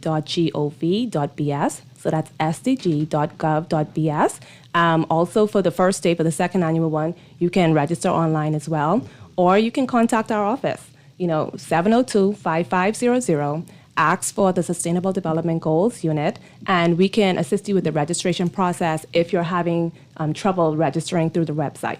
But also, you can check out our social media pages, SDGU242, Instagram, or the Bahamas Sustainable Development Goals unit on Facebook and LinkedIn. So do you just need to be in that age group, or do you need to have some history, some background in you could environment or? No, you don't have to have any experience. As a matter of fact, this is a learning opportunity. This is our public awareness and public engagement event, and you could be as green as an apple on a tree. Don't know anything about the SDGs and want to learn? Come on over. We'll be able to assist you.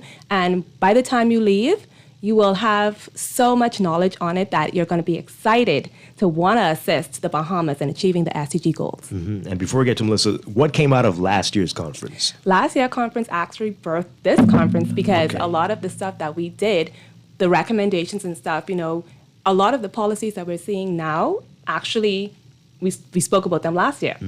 And now, we're seeing them come to fruition through government policies. And the administration has really been focused on driving the SDGs. And so this year, we're going to continue on from last year. As a matter of fact, we intend to have like a working lunch situation happening so that we can hear from our partners. We just don't want to create things and, based on the recommendations last year, things are happening. So we want to continue on in that vein so that when we leave there, it's just not another conference. That we have recommendations that we can say, hey, we've spoken to our partners in the various sectors, and they said X, Y, and Z. Excellent. This was a challenge. We know it to be a challenge. These are the recommendations that they came up with on how we can move the country forward. Wow. And hopefully that can impact policy decisions. Right. And for the professionals on July 2nd, what do they need to do to sign up? And you've already identified them. Is it an invitation, or how does that work? Well, we sent invitations to those persons who came last year. Okay. We sent out invitations to all of our partners. But listen, if you're unable to register on the website, we have registration at the event from 8:30 to 9. So if you are not able to register, or you're listening and you want to just come on down, free registration and everything. It is not any trouble. You don't have to do anything beforehand. Just come, sign up, and enjoy the festivities. Okay, all right. Melissa Ingram with the Office of the Prime Minister, Climate Change Officer. Tell us about BYCC. Good morning. Well, just to, start off by saying I'm with the Climate Change and Environmental Advisory Unit. We are the sister unit to the Sustainable Development Goals Unit here with Kendrika. And we are also doing a conference. One of the aims of the CCEAU, is what we call it for short, is youth empowerment. And so in addition to the youth ambassadorships, you've met two of our ambassadors here. We do have this conference that's coming up. The Bahamas Youth Climate Conference, this is the second year. The first year actually was launched with a really big regional conference of the youth, which is a policy-derived meeting that's intended to have youth from the entire region come together and put a document that the Prime Minister can take to COP, the Convention of the Parties, which is also an annual conference put on by the UNFCCC. However, as we've now bridged into our annual BYCC, the aim is just to provide an opportunity for Bahamian youth between the ages of 16 to 25 so that they can have an opportunity to be aware and become exposed to climate change, its impacts, how it impacts the Bahamas, how it impacts the globe, how you can take climate action, and how can youth become leaders and advocate in this space. And we have a series of 2 days, 2 different agendas that we have expected. Day 1 is going to be really heavy on the foundations in climate change. We're going to talk more so about, what is climate change? How does it connect to small island developing states, which the Bahamas is one? How does it connect to the Sustainable Development Goals. SDG 13 is climate action. To achieve the SDGs, climate action is really important. It's very interconnected. And so while our sister conference is going to be focusing on the SDGs at large and how it's so cross-sectoral, we're going to be focusing more on the environmental side, the specific climate change and policy side. We'll have some fun stuff in the middle, some prizes to give away. We do have a series of sponsors. So for instance, Hoffers, John Bull, DC Technology, a good amount. So you got to come out to find out some more. What are the dates for this? This is going to be the 4th to the 5th of July. And so our SCG conference is the 2nd and the 3rd. And then very busy BYCC week. goes right after it. Right. Yes, on the Thursday and Friday, 9 to 5. Yeah.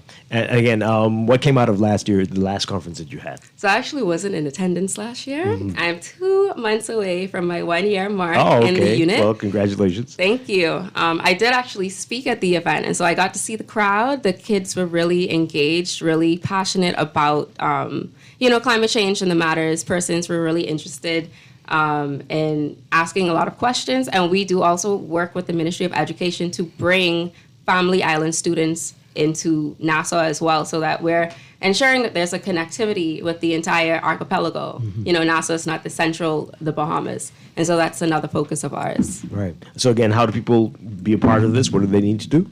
So you can go online to youthclimateready.gov.bs, and the application can be found there.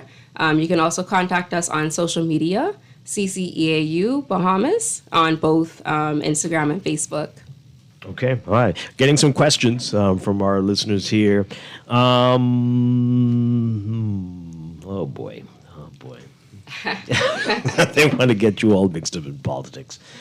This texter, how do the ambassadors feel about air travel and airplanes releasing tons of CO2 into the environment? You don't have to answer it. But these are the things people are thinking about. This texter says, burning question. Of course, there's climate change. The contention is that the Earth is not heating up at the rate these activists claim. Alexandria Ocasio-Cortez, a leading activist, said in 2019 that the world will end in 12 years because of climate change. Did she really? Do your guests believe in the 12-year demise? Anyway, but we know that we're heading towards danger if we continue. I can take a swing. Yep, okay. So like the Sustainable Development Goals, as we started the conversation out with, the SDGs were launched in 2015.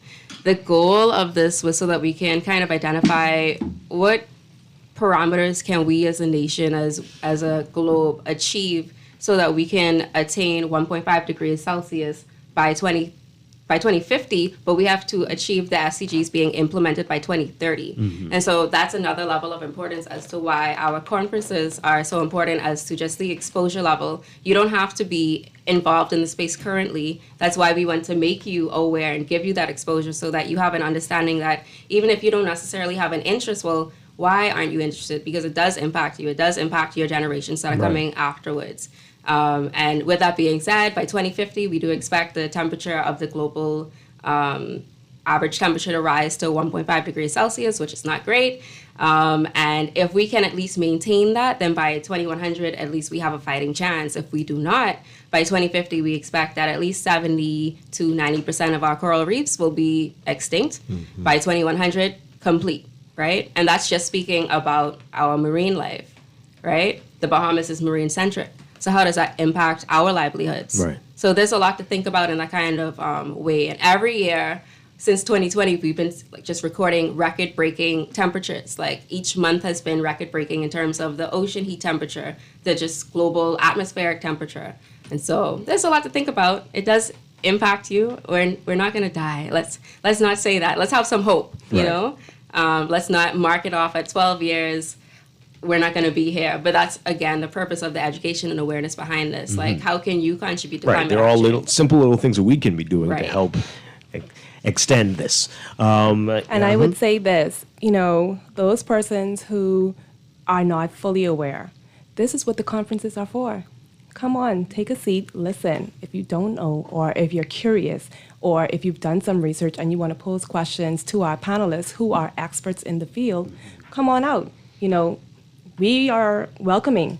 We welcome the questions. We welcome the opportunity to be able to not necessarily change your mind, but give you a different perspective of what actually is going on. Because, there's a lot of misinformation, false news, and persons who are not necessarily well-versed in climate change matters or whatever.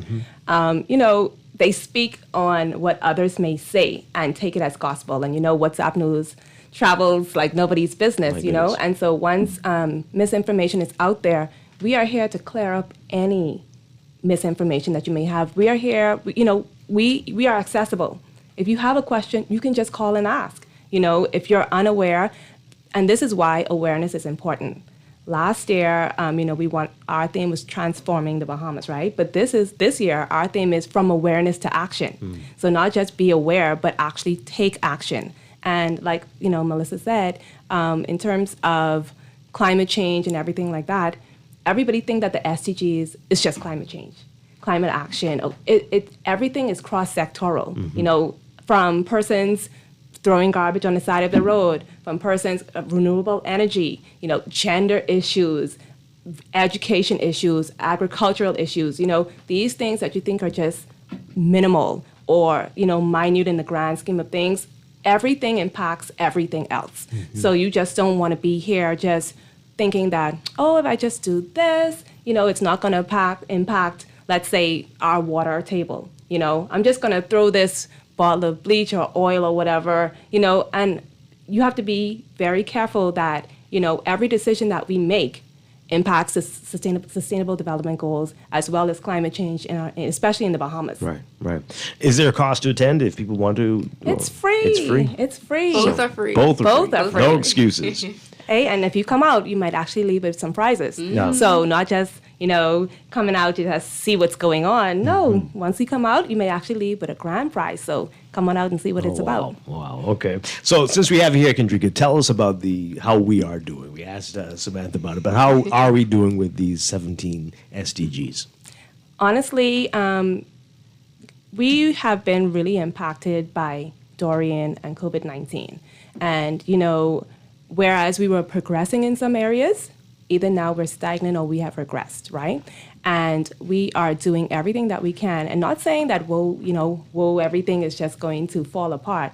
No, we have an opportunity now because we are already past the halfway mark to this 2030 agenda.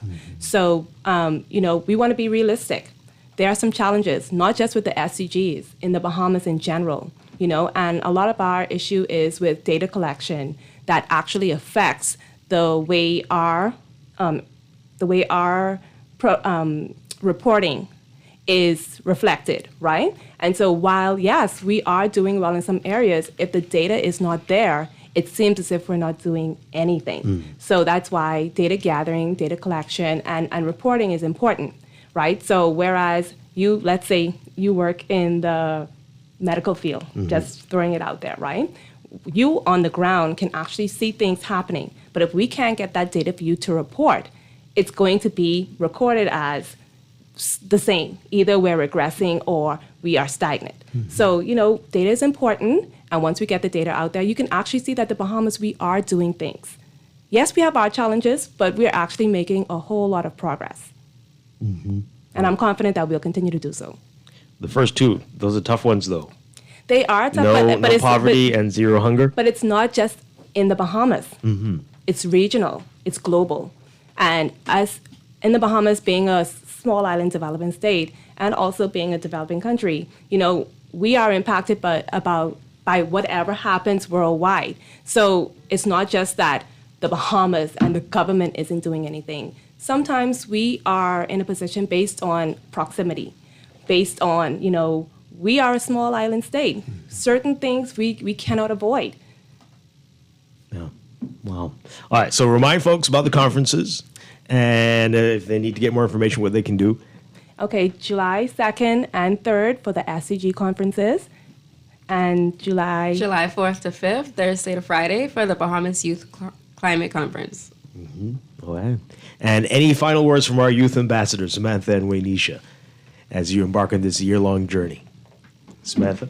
Yes. So once again, thank you so much for having us. But as a youth ambassador, I think just to answer one of the questions, I think economic growth as a developing country is very important to acknowledge. And so just to whoever is thinking that, to the person who sent that message, just it's being taken into account. It's not being ignored, and we are ensuring that as youth ambassadors, we do everything possible to help us accomplish and reach these SDGs and acknowledge climate change, but not at the risk of affecting our economic growth. So as youth ambassadors, final words would be, we've got you, we're listening to you, and we're going to do everything possible to help our future generations and have the public as our priority, because at the end of the day, that's why we're here. We're representing the Bahamas, and it's our country, our people, and that's what we want to protect. Excellent. Waynisha? And finally, basically, I just feel like there is a lot of work to be done, but we're working towards it, and I believe in progress. Though me and Sam over this next year and our other counterparts will be working towards climate action and fighting for achieving the SDGs, that even after us, we hope to pass on the baton to who's next. Persons like Mrs. Ingram and Mrs. Kemp, who are in these positions, one day we will be there. So I just feel like it's all about collaboration, and everything that we're fighting for is not just really systemic, but us as a country really coming together as one and deciding what are we going to do for the next. So we will be working, we will be fighting to progress in the regards of, like I said, accomplishing SDGs and fighting for climate action, but it's going to take a lot of collaboration. So that's what we're really working towards in the end. Wonderful. Well said. Thank you very much. Keep up the great work. Looking forward to hearing some more great stuff from you both. Our new youth ambassadors for SDGs and climate change, Samantha Ruvalcaba and Waynisha Saunders. And again, thank you to Melissa Ingram and Kendrika Kemp from the Office of the Prime Minister. Great discussion. We're going to have, we'll meet more of the youth ambassadors next week, so we're looking forward to that. We're going to take a break for news and be back with Morning Blend Business here on Guardian Radio 96.9. Stay with us. If a daddy's rich, take her out for a meal. If a daddy's poor, just do what you feel. Speed along the lane, you can dine or a ton of 25. This is Guardian Radio 96.9 FM, Nassau, Bahamas.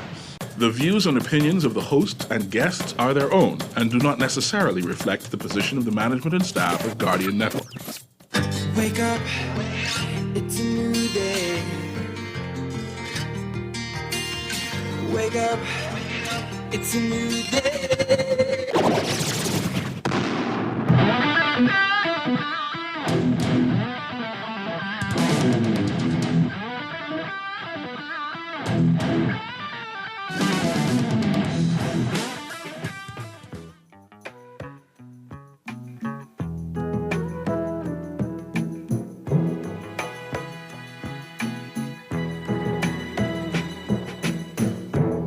Baby, let's cruise away from here.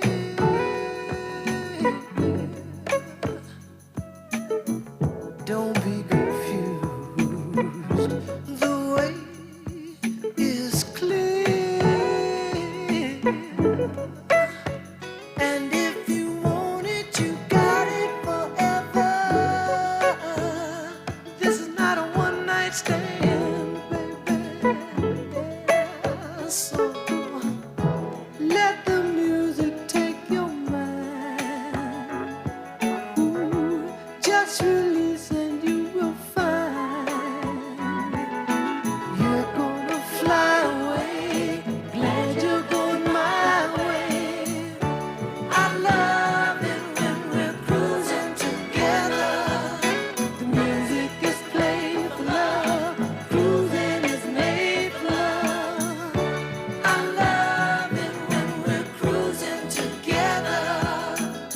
Welcome to Morning Blend Business on this Friday, June 21st, 2024. Welcome back to our Morning Blend listeners. Once again, I'm Dwight Strachan, and hey, this is fitting in perfectly with our summer theme this morning, cruising. What a better way to spend the summer, right? And Shell Sun Oil is hoping and helping you do this with their amazing summer promotion. Here to tell us all about this, we're very pleased to have back with us Edwin Thompson. Eddie, good morning. Great to have you again. Good morning, Dwight, boy, and that song, Smokey Robinson, that wouldn't die, and that just put us in the groove. So if you're driving around listening to Dwight this morning, you know something is happening in that shell. Yes, want to hear more of that song.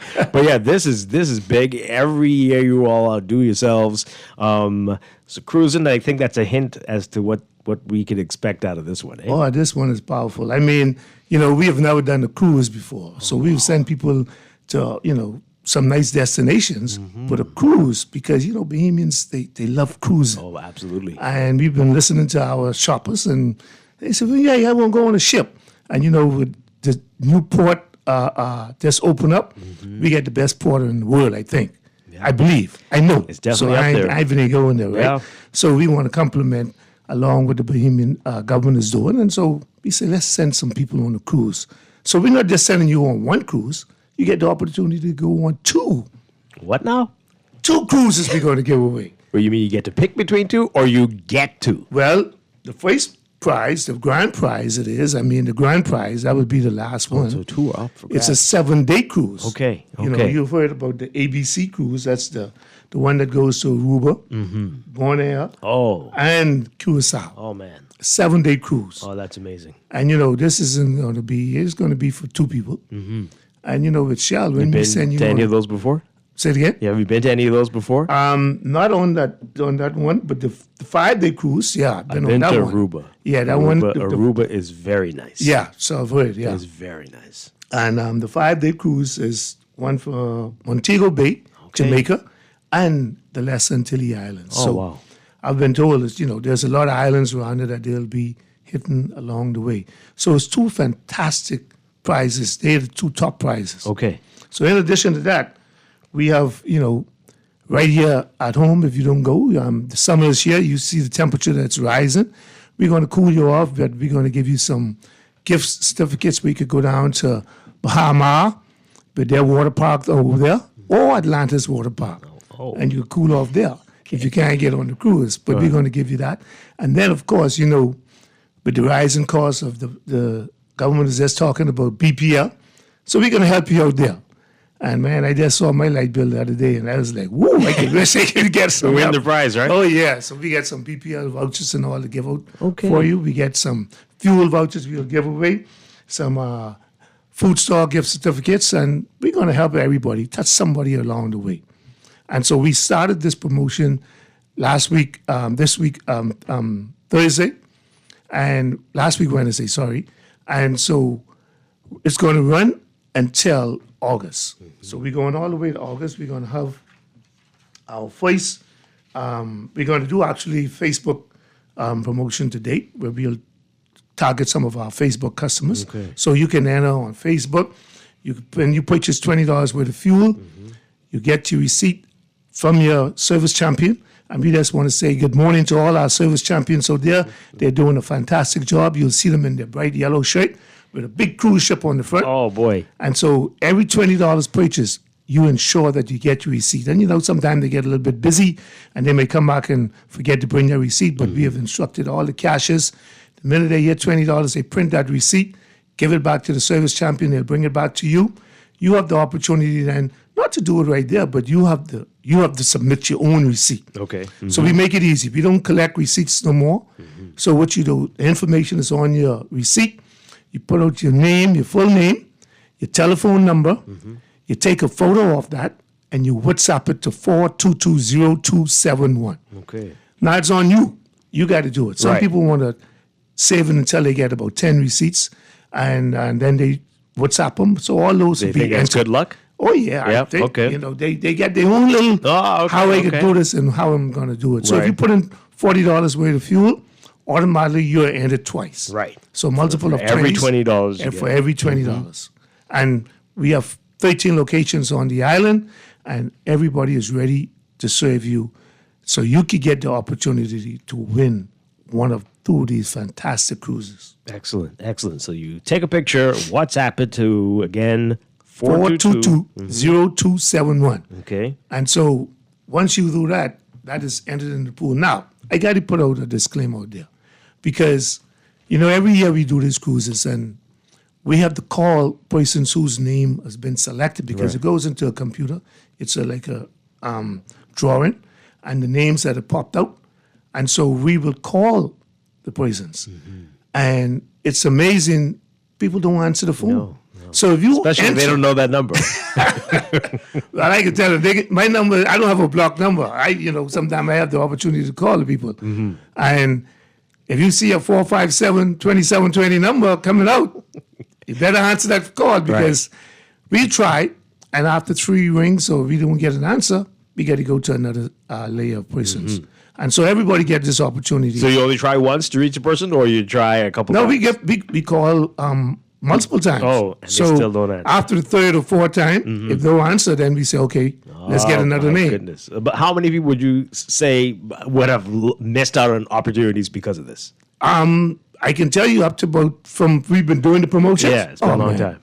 And every time we do it, it's about, we'll have to go to another pool. We'll have like about 20 names that we're going to be calling from, 20 or 25 names that's selected. And out of that, 5 or 6 people may not answer. So we'll have to put Each some time. more names out the barrel. But we're going to give everybody the opportunity. They'll come down and they'll spin the wheel, and whichever prize it lands on. So the first live remote for the drawing will be, we'll do that on July 5th, July 5th, we'll be at Shell Harrell Road. But today we'll do a Facebook drawing. So this one is, we're going to, start to do the tease out there. Give you some of the smaller prizes that people can win. We'll do a Facebook promotion there today. We'll be down at Prince Charles. And then we'll do, on July 5th, we'll have the real crew, one of the crews drawing. We'll be at Shell Harrell Road. Right. And then it will climax August 16th, where we'll have the last drawing. The big cruise. At Shell Golden Gates. Wow. Yes. That's pretty cool. That is pretty cool. These are both amazing cruises. Oh, man. All right, so somebody's asking for the number again. But it's going to be on the back of your receipt. It's on the receipt. It's on the receipt. So you'll the know number what to do. 4220271. But when you get the receipt, all that information is already on your receipt. It has a space. And then it's a little skill question there. Blank is serving, is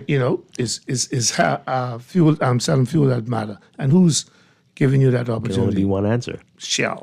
So you just put Shell in there, and you enter to win automatically. But you have to WhatsApp your number, 4220271. Now you will get an automated reply that you have been entered, and so it doesn't give to every customer who enters, right? So after multiple of entries, you'll get an automated response come back. Okay. And just enter that, man. Yeah. Just enter the receipt. You have to enter to win. It's simple. And don't leave it at the station because we're not collecting that. From COVID came about. We used to collect the receipts in the barrel. boxes, yeah. Right, in the boxes. But after COVID, we said, hey, and then we found out that this one is a little bit better because in the past, when you had to fill out the receipt right there on site, people were busy and they said, I'll do it Right. later, and then they forget and throw it away.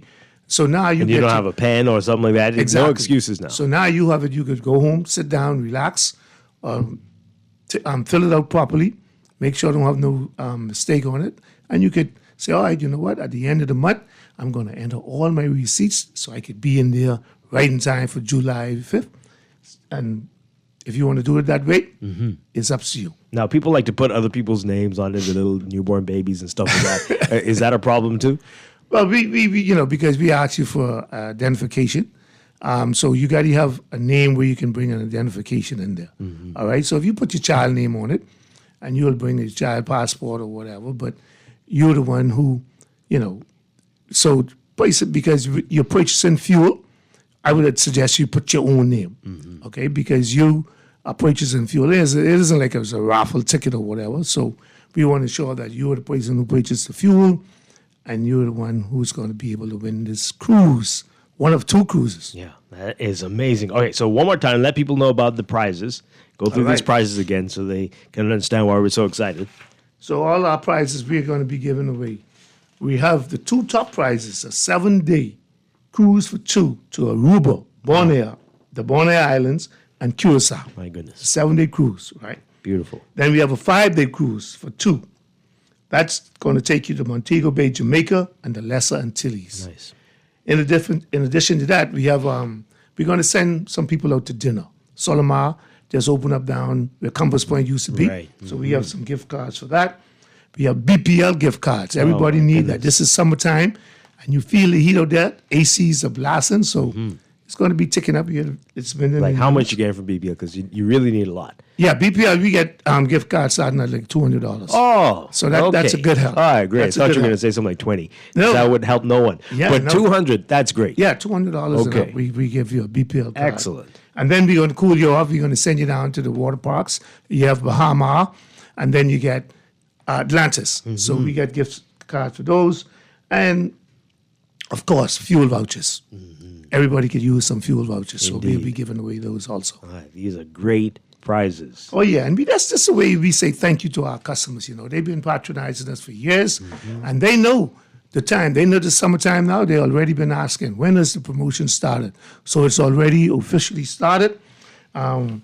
We kicked off on June 12th, and we're going to run until August 16th. Okay. And we have 13 locations on the island. You'll see your service champions. They get on this bright color yellow shade. The minute you pull in there, just say, hey, bring my receipt after I give you this money, so I can enter to win this cruise. Excellent, excellent. So, I have to ask you, you got one a little later in the year. What can we expect for that one? Well, we got something coming up for Christmas, So we still in the situation room. Still on working that one out. Still working on that. So you got you set a high bar for yourself. Oh yeah, so with the cruise, you can't go lower than that. You got to do something. This right? is gonna you boxed yourself in the corner. Oh yeah, so Fabian and I, we have to get back in the situation room and we got to come up with something. Good big. luck to you. Because this cruise people are talking about, and they say, "Hey, I've been planning the cruise." I say, "Well, look here, don't book it yet because you may already have one paid for that you don't have to worry about." Excellent. Is there a time limit on the cruise, or how does that work exactly? Well, no, I think once you get it, you can choose the date when you are able to travel, because you'll have to go to the travel agent, and then you book the time when you get to vacation. Nice. We can't tell you get to travel tomorrow or whatever. Right. So it's an open date. It's an open booking, and you can take your time and choose the best time that's affordable to This you. is amazing, amazing. Edwin Thompson, you've brightened our day just even thinking about going Oh on a yeah, cruise like so this. this is our way to saying thank you to our customers, our valuable customers. We got a lot of them out there, and we thank you, and we thank our service champions who are out there doing the job. It's hot out there, so we want to get them cool. That's why we put them in a T-shirt, and they're out there, they're smiling. And 13 locations on the island, so that's tell them, give me my receipt now, but don't threaten them too much. Okay. Definitely will need it. Edwin, thank you again. Appreciate it. Shell summer promotion going on right now. Cruising, let's do it. Oh boy, let's go out with that again. Yeah. Mr. Producer.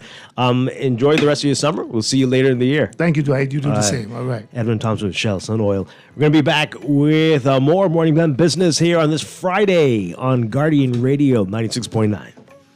Thank you, brother.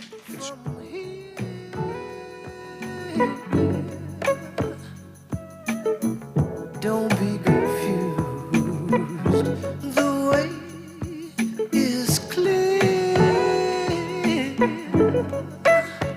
And if you want it, you got it forever. This is not a one-night stand, baby. So let the music take your mind. Ooh, just release and you will find you're gonna fly away. Glad you're going my way. I love it when we're cruising together. The music is played for love. Cruising is made for love. Earning zero interest on your savings at the bank? With as little as $100, you can start earning interest on your money while you're sleeping, eating, or standing in line at the bank with the CFAL Savings Express Plan. Ready to invest? Start by putting $1,000 into our mutual funds and earn interest there too. Because at CFAL, your interest is our interest. Visit CFAL.com to start now.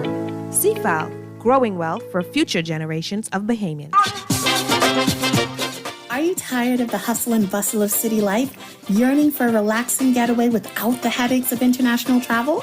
Well, we've got just the thing for you. Escape to paradise without leaving home with our limited time 2-fly free offer for Bahamas residents. Whether you're craving adventure, seeking to reconnect with your roots, or simply yearning to unwind in secluded shores, the Family Islands has something for everyone. But you better act fast because this incredible 2-fly free offer is only available until June 30th. Don't let this opportunity slip away. So why wait? Book your trip today. Escape the ordinary, discover the extraordinary, and experience the magic of the Family Islands. Visit BahamasResidence.com for more information and start planning your ultimate island getaway today.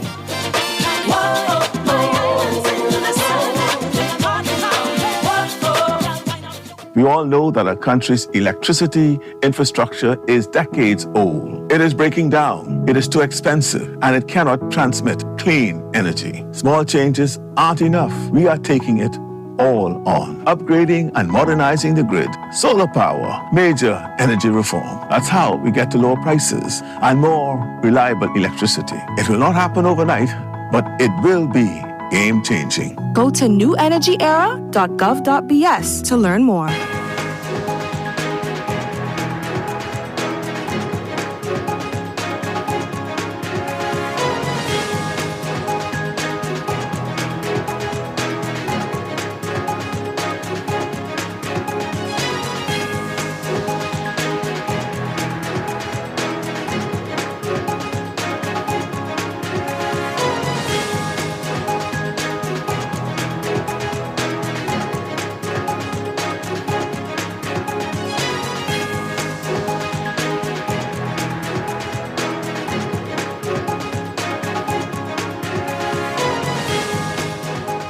It is time for your morning business report brought to you by CFAL. The government is close to signing a memorandum of understanding for an insurance program that will ensure property owners are able to acquire coverage for their properties against storm damage. Attorney General Ryan Pinder explained yesterday that the government hopes to establish an independent insurance company to offer this product. Pinder says they hope the insurance scheme can become a model for the region and be sold to the region from the Bahamas. The government's been pressured to help solve the problem of access to insurance coverage after increasing storm strength and frequency led several global reinsurers to remove coverage from the region and others to increase rates substantially. Island CEO Sebastian Bastian saying that his pet peeve with the Gaming Act 2014 is that there is a disparity between what local gaming operators pay in taxes and what land-based casinos in the hotels pay. Speaking yesterday on a panel at the Caribbean Gaming Regulators Conference, Bastian said that this is a major pet peeve for him and that introducing a gaming bill that on the surface was just from a tax perspective was wreaking discrimination. He said, quote, we were being proposed two taxes against us. It was 25% of earnings before interest, taxes, depreciation, and amortization, or 11% of GGR, gross gaming revenue. Bastian said upon negotiating with then Perry Christie-led PLP administration in 2013, the 25% of BETA was whittled down to just paying the 11% GGR. But effective January 1st, 2019, under the Hubert Minnis-led F&M administration, all licensed gaming operators were made to pay 15% on up to $24 million of revenue, and operators earning anything greater than $24 million will pay 17.5%. In addition, there was a patron tax of 7.5% on winnings over $1,000, which was later repealed by the Davis administration in 2022. Meanwhile, CEO of the FML group of companies, Craig Flowers, said that it's been a roller coaster with the tax situation. You can read about more of their comments in today's Guardian Business section. From that conference, Gaming Board Chairman Dr. Daniel Johnson says that the gaming industry contributes $60 million to the public treasury, and local gaming operators have surpassed land-based casinos in their share of the taxes generated and the amount of Bahamians, the number of Bahamians employed. Dr. Johnson said that there are over 4,000 people employed in the gaming industry at various levels with well-secured jobs. The Registrar General Department will officially launch the new Corporate Administrative Registry Services portal today that will allow users to incorporate a new company, file corporate documents, pay annual fees, and obtain certain copies of corporate documents all online. Attorney General Ryan Pinder announcing this yesterday. He says that for the past few months, a few financial corporate service providers have been participating in a pilot test of the new platform to ensure a satisfactory user experience. He says the release of the system, known as CARS, is an important step in modernizing the country's business sector. He says that after the launch of CARS, the Registrar General's Department, the RGD, will begin the digitization of the civil registry.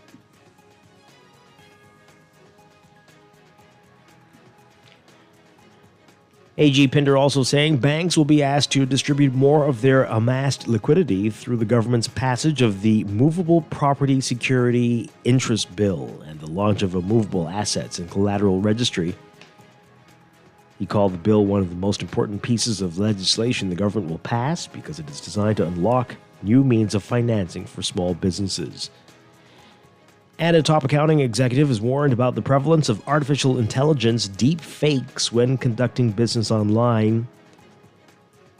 Rosina Stubbs, Risk Advisory Director for Deloitte, telling the Caribbean Gaming Regulatory's Conference yesterday that regenerative AI can allow users to generate more content from original material than once was envisioned. Generative AI is the artificial intelligence capable of generating text, images, videos, or other data using generative models, often in response to prompts. Generative AI models learn the patterns and structure of their input, training data, and then generate new data that has similar characteristics.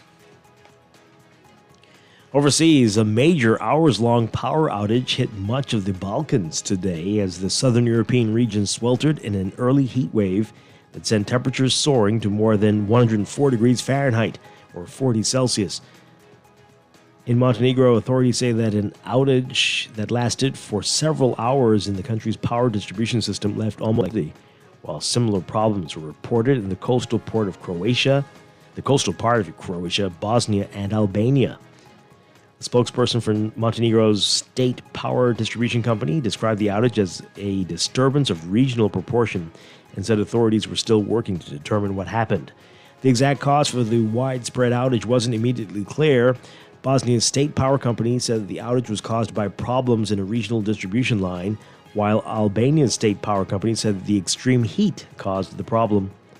Montenegro, Croatia, and Albania share the Adriatic Sea coastline. Power grids in the region remain connected decades after the Balkans wars in the 1990s. In the Bosnian capital, Sarajevo, the outage caused traffic jams, trams stopped working, and traffic lights weren't operating. Similar gridlock was reported in the Adriatic seaport of Split. In Croatia, in tourist areas, thousands were left stranded in the mid-afternoon with restaurants, pubs, supermarkets, ice cream shops, and other outlets shutting doors during the outage. Soccer fans milled around some of the pubs with darkened televisions because they wanted to watch games being played at the European Championship soccer tournament in Germany.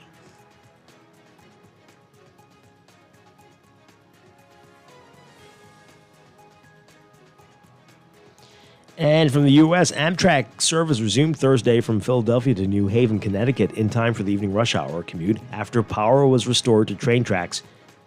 A circuit breaker malfunction led to a widespread loss of power on the tracks between Penn Station in New York City and Union Station in Newark, New Jersey at around 3 p.m., according to Amtrak. As a result, trains operating between Philadelphia's 30th Street Station and New Haven's Union Station were temporarily suspended.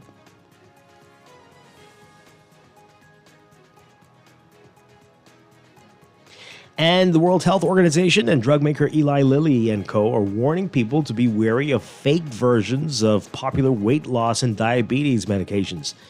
The WHO said Thursday that it has fielded several reports of fake semaglutide, the active ingredient in Novo Nordisk's Wegovy and Ozempic, in all geographic regions of the world since 2022. Lilly said in an open letter that it was deeply concerned about growing online sales and social media posts involving phony or compounded versions of the active ingredient behind its drugs, Mounjaro and Zepbound. The Indianapolis-based company said it was the only lawful supplier of those drugs and that it does not provide any of the active ingredients to compounding pharmacies, wellness centers, or online retailers. Lilly said fake versions of the drugs frequently advertised or sold online are never safe to use. Novo Nordisk has issued similar warnings in the past about its medications. WHO said patients can protect themselves by using prescriptions from licensed physicians to buy the medications. The agency said patients should also avoid buying the drugs from unfamiliar sources. In your Market Watch, recapping trading on the BISX from Thursday, your market movers. APD Limited moving 150 shares, closing at $45, up 36 cents. Commonwealth Bank moving 1,727 shares, unchanged at $5.23. Finco moving 1,000, up 12 cents to $14. Consolidated Water down 6 cents, closing at $5. And Emira Incorporated down 5 cents, closing at $796. The BISX All Share Index closing at 2,938.22, up 0.37. That's your Market Watch, and that is your morning business report brought to you by CFAL, growing wealth for future generations. We'll be back with more Morning Blend business after these messages here on Guardian Radio 96.9.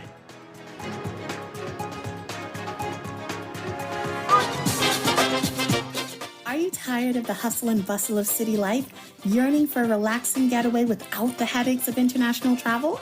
Well, we've got just the thing for you.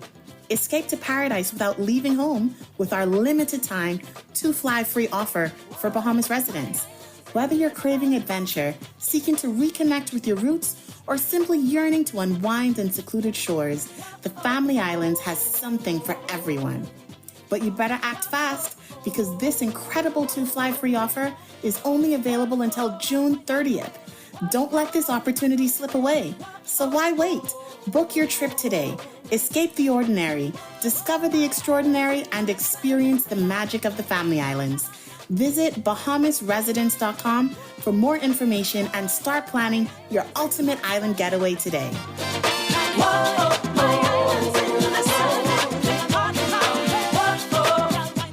We all know that our country's electricity infrastructure is decades old. It is breaking down, it is too expensive, and it cannot transmit clean energy. Small changes aren't enough. We are taking it all on. Upgrading and modernizing the grid, solar power, major energy reform. That's how we get to lower prices and more reliable electricity. It will not happen overnight, but it will be game-changing. Go to newenergyera.gov.bs to learn more. Earning zero interest on your savings at the bank? With as little as $100, you can start earning interest on your money while you're sleeping, eating, or standing in line at the bank with the CFAL Savings Express Plan. Ready to invest? Start by putting $1,000 into our mutual funds and earn interest there too. Because at CFAL, your interest is our interest. Visit CFAL.com to start now. CFAL, growing wealth for future generations of Bahamians.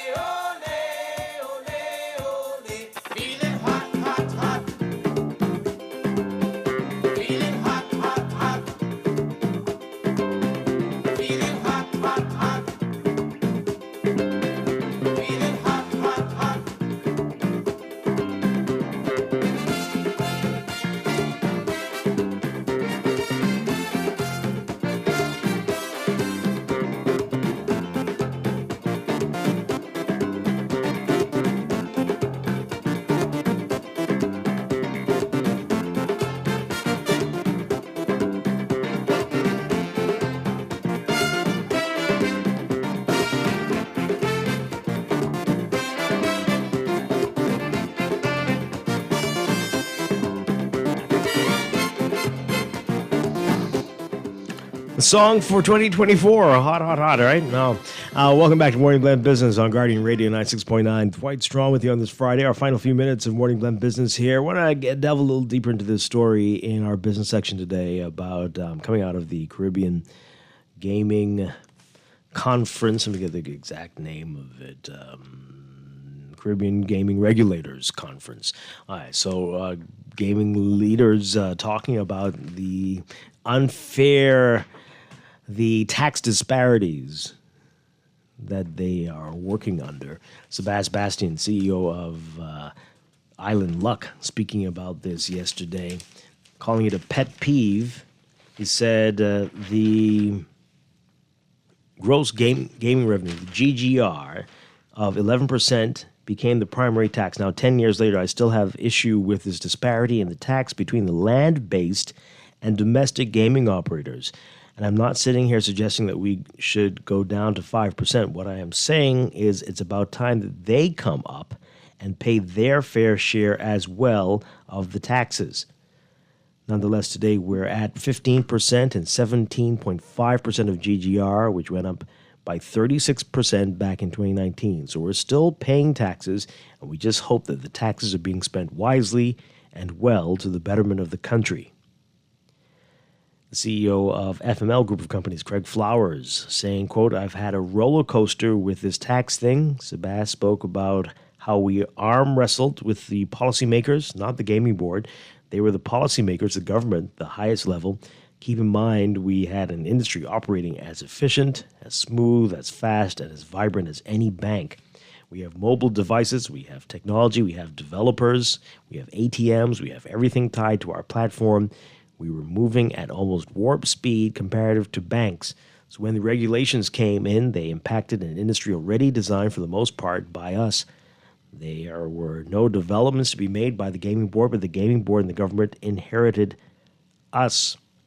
The taxes were a struggle for us, but understand that we were in a whirlwind with policymakers and an industry which we built from scratch to where it was, and we were quite proud of what we had produced. So the taxes are certainly a major issue for us in this journey, and like Sebastian said, they probably will be around for quite some time.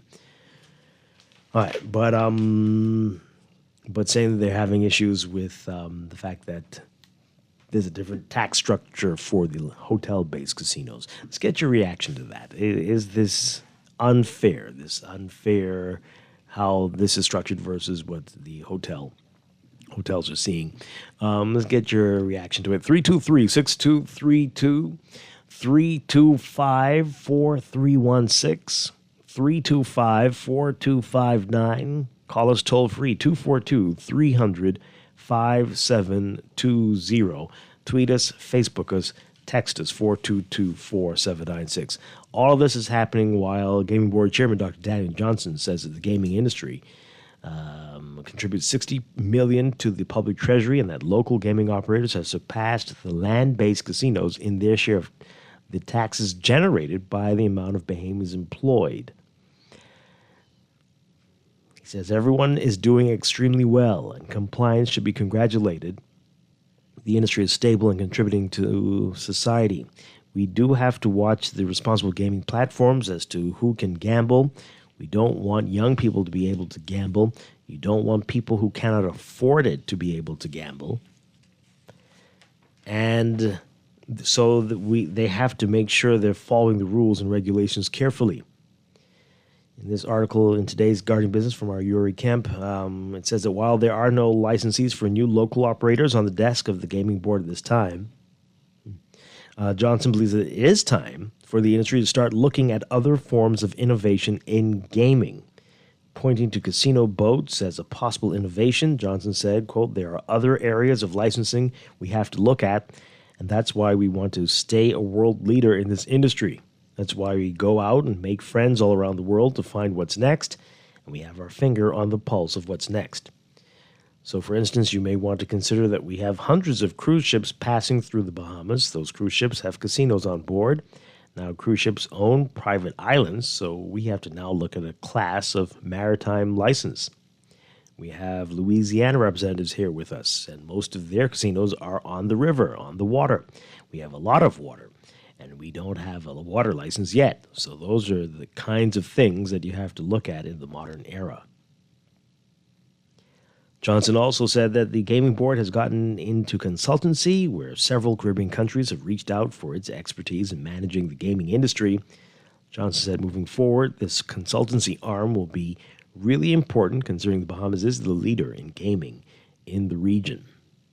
He said, quote, last year we signed a memorandum of understanding with the Turks and Caicos Gaming Authority. We've sent some of our team down there to assist them, and it's very successful.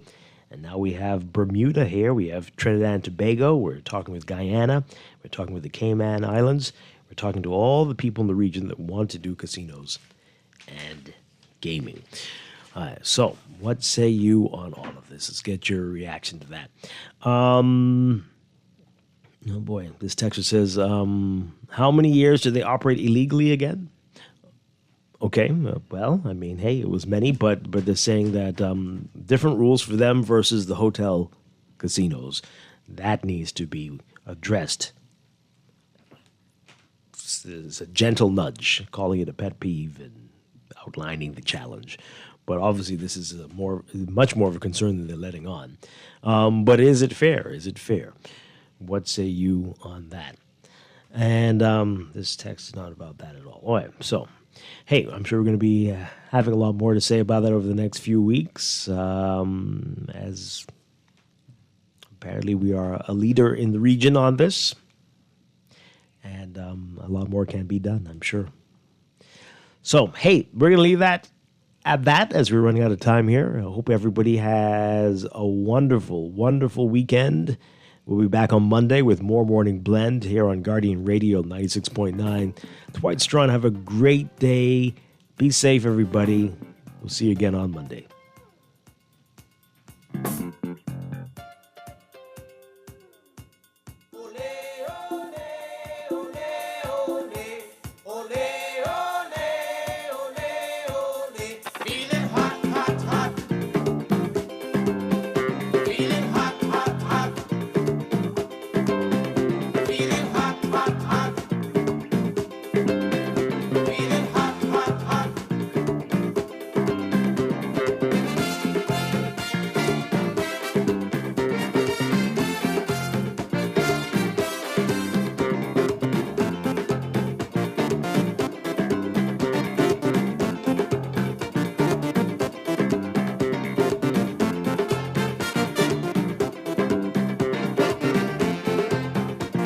This is Guardian Radio 96.9 FM, Nassau, Bahamas.